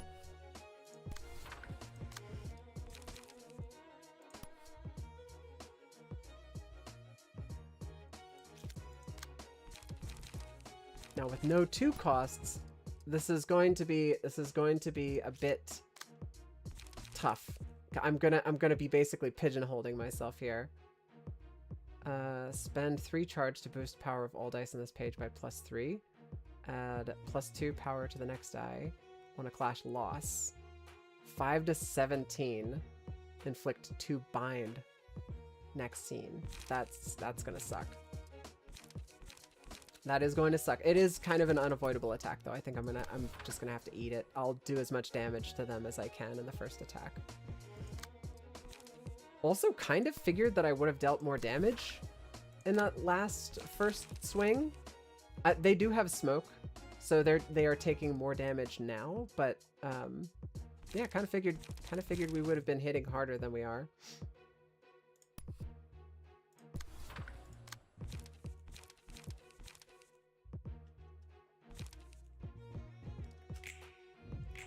I guess we gotta kind of let the build warm up, right?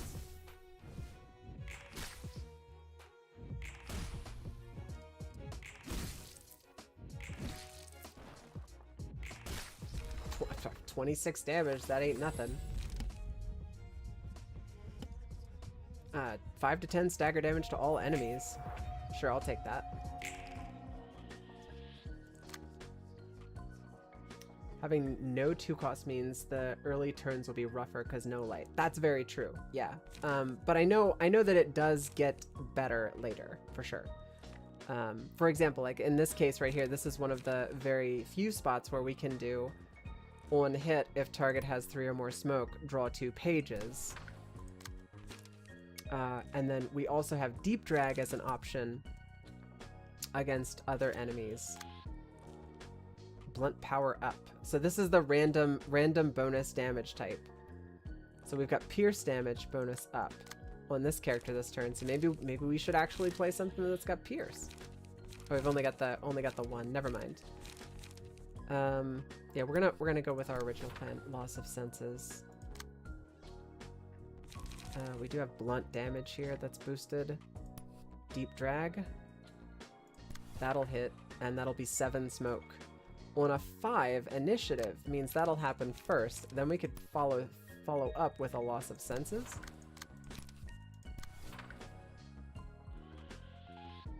Yeah, deep drag is going to inflict 7 smoke. We can follow up with something that's going to give us card draw on smoke damage.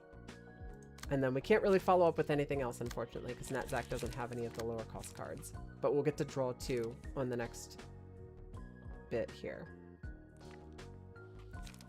This here is going to be painful, but we'll eat that there. And this other attack we can follow up with a, not a deep drag, a loss of senses.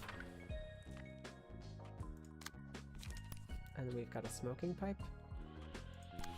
Alright, let's see how it goes. Staggered.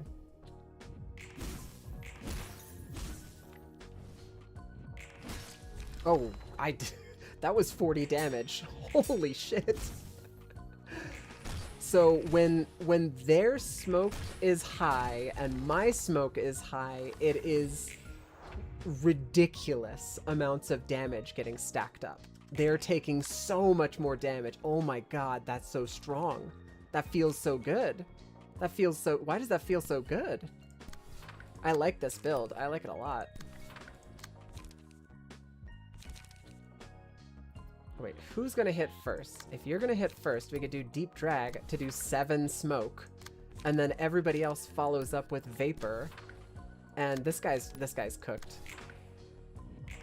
So Deep Drag, boom, 7 smoke, and then everybody else is gonna come in. 37 damage. Oh, baby. I think I found a new favorite build. Smoke feels really fun to play. I like it a lot. Alright, Rose, Sen, and Lesty, Warp Cleanup Agents. Let's go.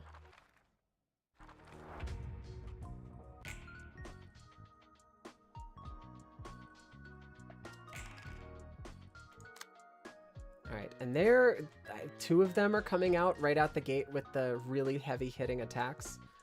They gain the 10 charge or whatever. 5 to 13, 4 to 12. Big yikes. Okay, let's see if we can mitigate some of that. That first hit, 6 to 19, should be able to beat out that first attack, and then we have a decent chance of dodging the following attacks with Deep Drag. We'll just see how that goes. And this one's coming in the back. Do we have the same thing we can do? Yeah, we'll do a Deep Drag over here.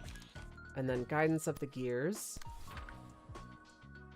We don't want to take Rose out first. I think we want to take out the Warp Cleanup Agent in the back first.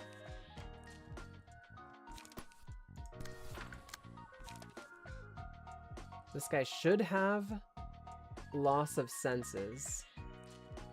Should be active on him. But we need to go after that. Timing. Timing is tough. We should be able to successfully do a Loss of Senses. It all depends on who actually gets the hit first. Alright, and this bozo up top.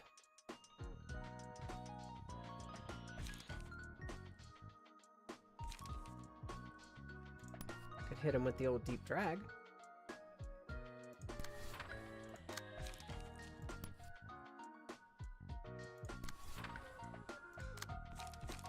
We want to make sure that we've got enough light next turn to be able to fuck around.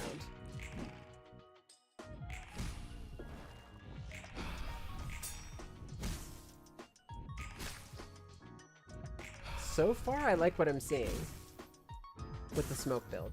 Smoke feels fun. It's fun to play.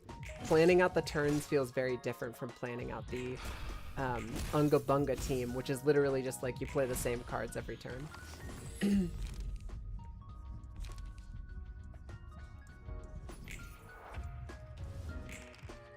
Alright, now we've got these 2 bozos in the back are staggered.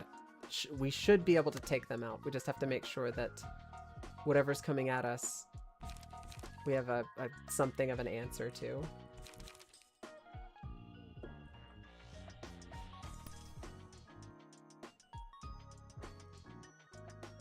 (5 to 17). Big yikes. It's a potential block, but it's by no means guaranteed. Alright, loss of senses. Target does have 3 or more smoke. We need to counter these. Do a smoking pipe. Defense, defense. And then she's got this, which we could... I don't want to do a loss of senses there. I think a deep drag would be a good choice. Guidance of the gears. Netzak's free to do whatever the hell he wants. We do a deep drag. And smoking pipe.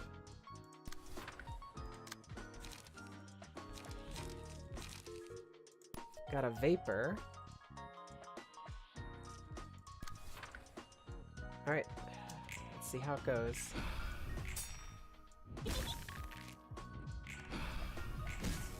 Oof. Ogre got staggered there.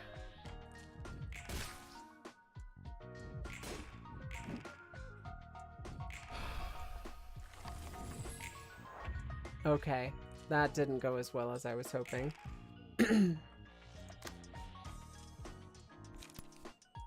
Smoking pipe to dodge. And... shit.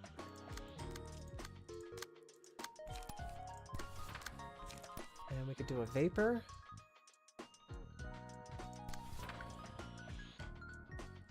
So vapor is slash damage. We have 2 bonus to slash. This guy is definitely going to lose this clash on rip space. But he has 10, 99% chance to succeed. All dice on this page gain +8 power. It's still not going to be enough to outdamage Vapor, but the question is whether or not Vapor, with the 8 smoke on him and the 4 smoke on me, is going to be able to knock him unconscious in a single turn. I think it will. I think it will be.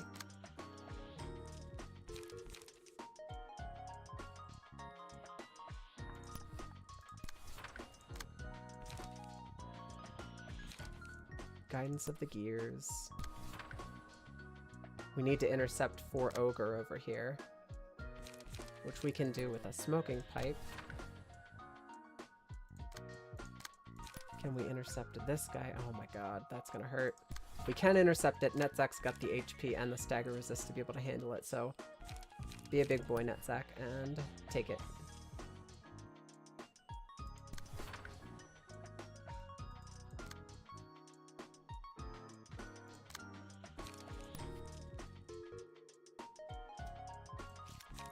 Loss of senses? Yeah, loss of senses might be the play here. Do it on the guy in the back. Alright, let's see how it goes. Yikes.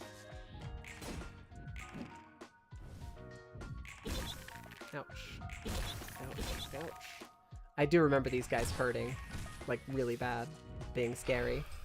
Got the stagger off, that's what we were hoping for. Alright, Netzak is almost dead. Add an ever-repeating performance page to the hand. Cost 3, single use on use. Ends the scene. At the start of the next scene, users' HP and stagger resist return the values they had when acquiring this page. I don't like that for this. I think we're going to do the healing. And mass individual.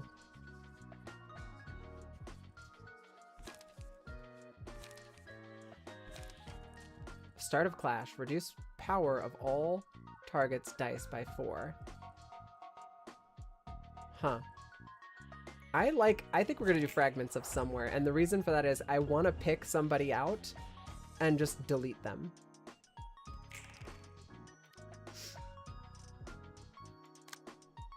Yeah, like this, what we can do is we can take fragments of somewhere and just delete this. Just bye-bye. You don't get to have a turn.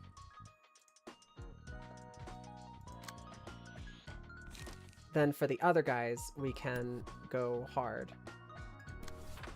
We've got deep drag and that on the same guy, and that happens at the start of the turn. Yeah, so this guy's just cooked. He's just not going to survive. And we'll do Vapor. And we've got loss of senses. 7 or more smoke inflict 2 paralysis and 1 feeble. And then we've got guidance. Will be the best we can do, unfortunately, for that guy.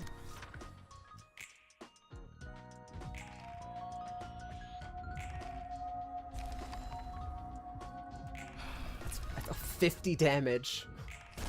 Yep. Pretty strong.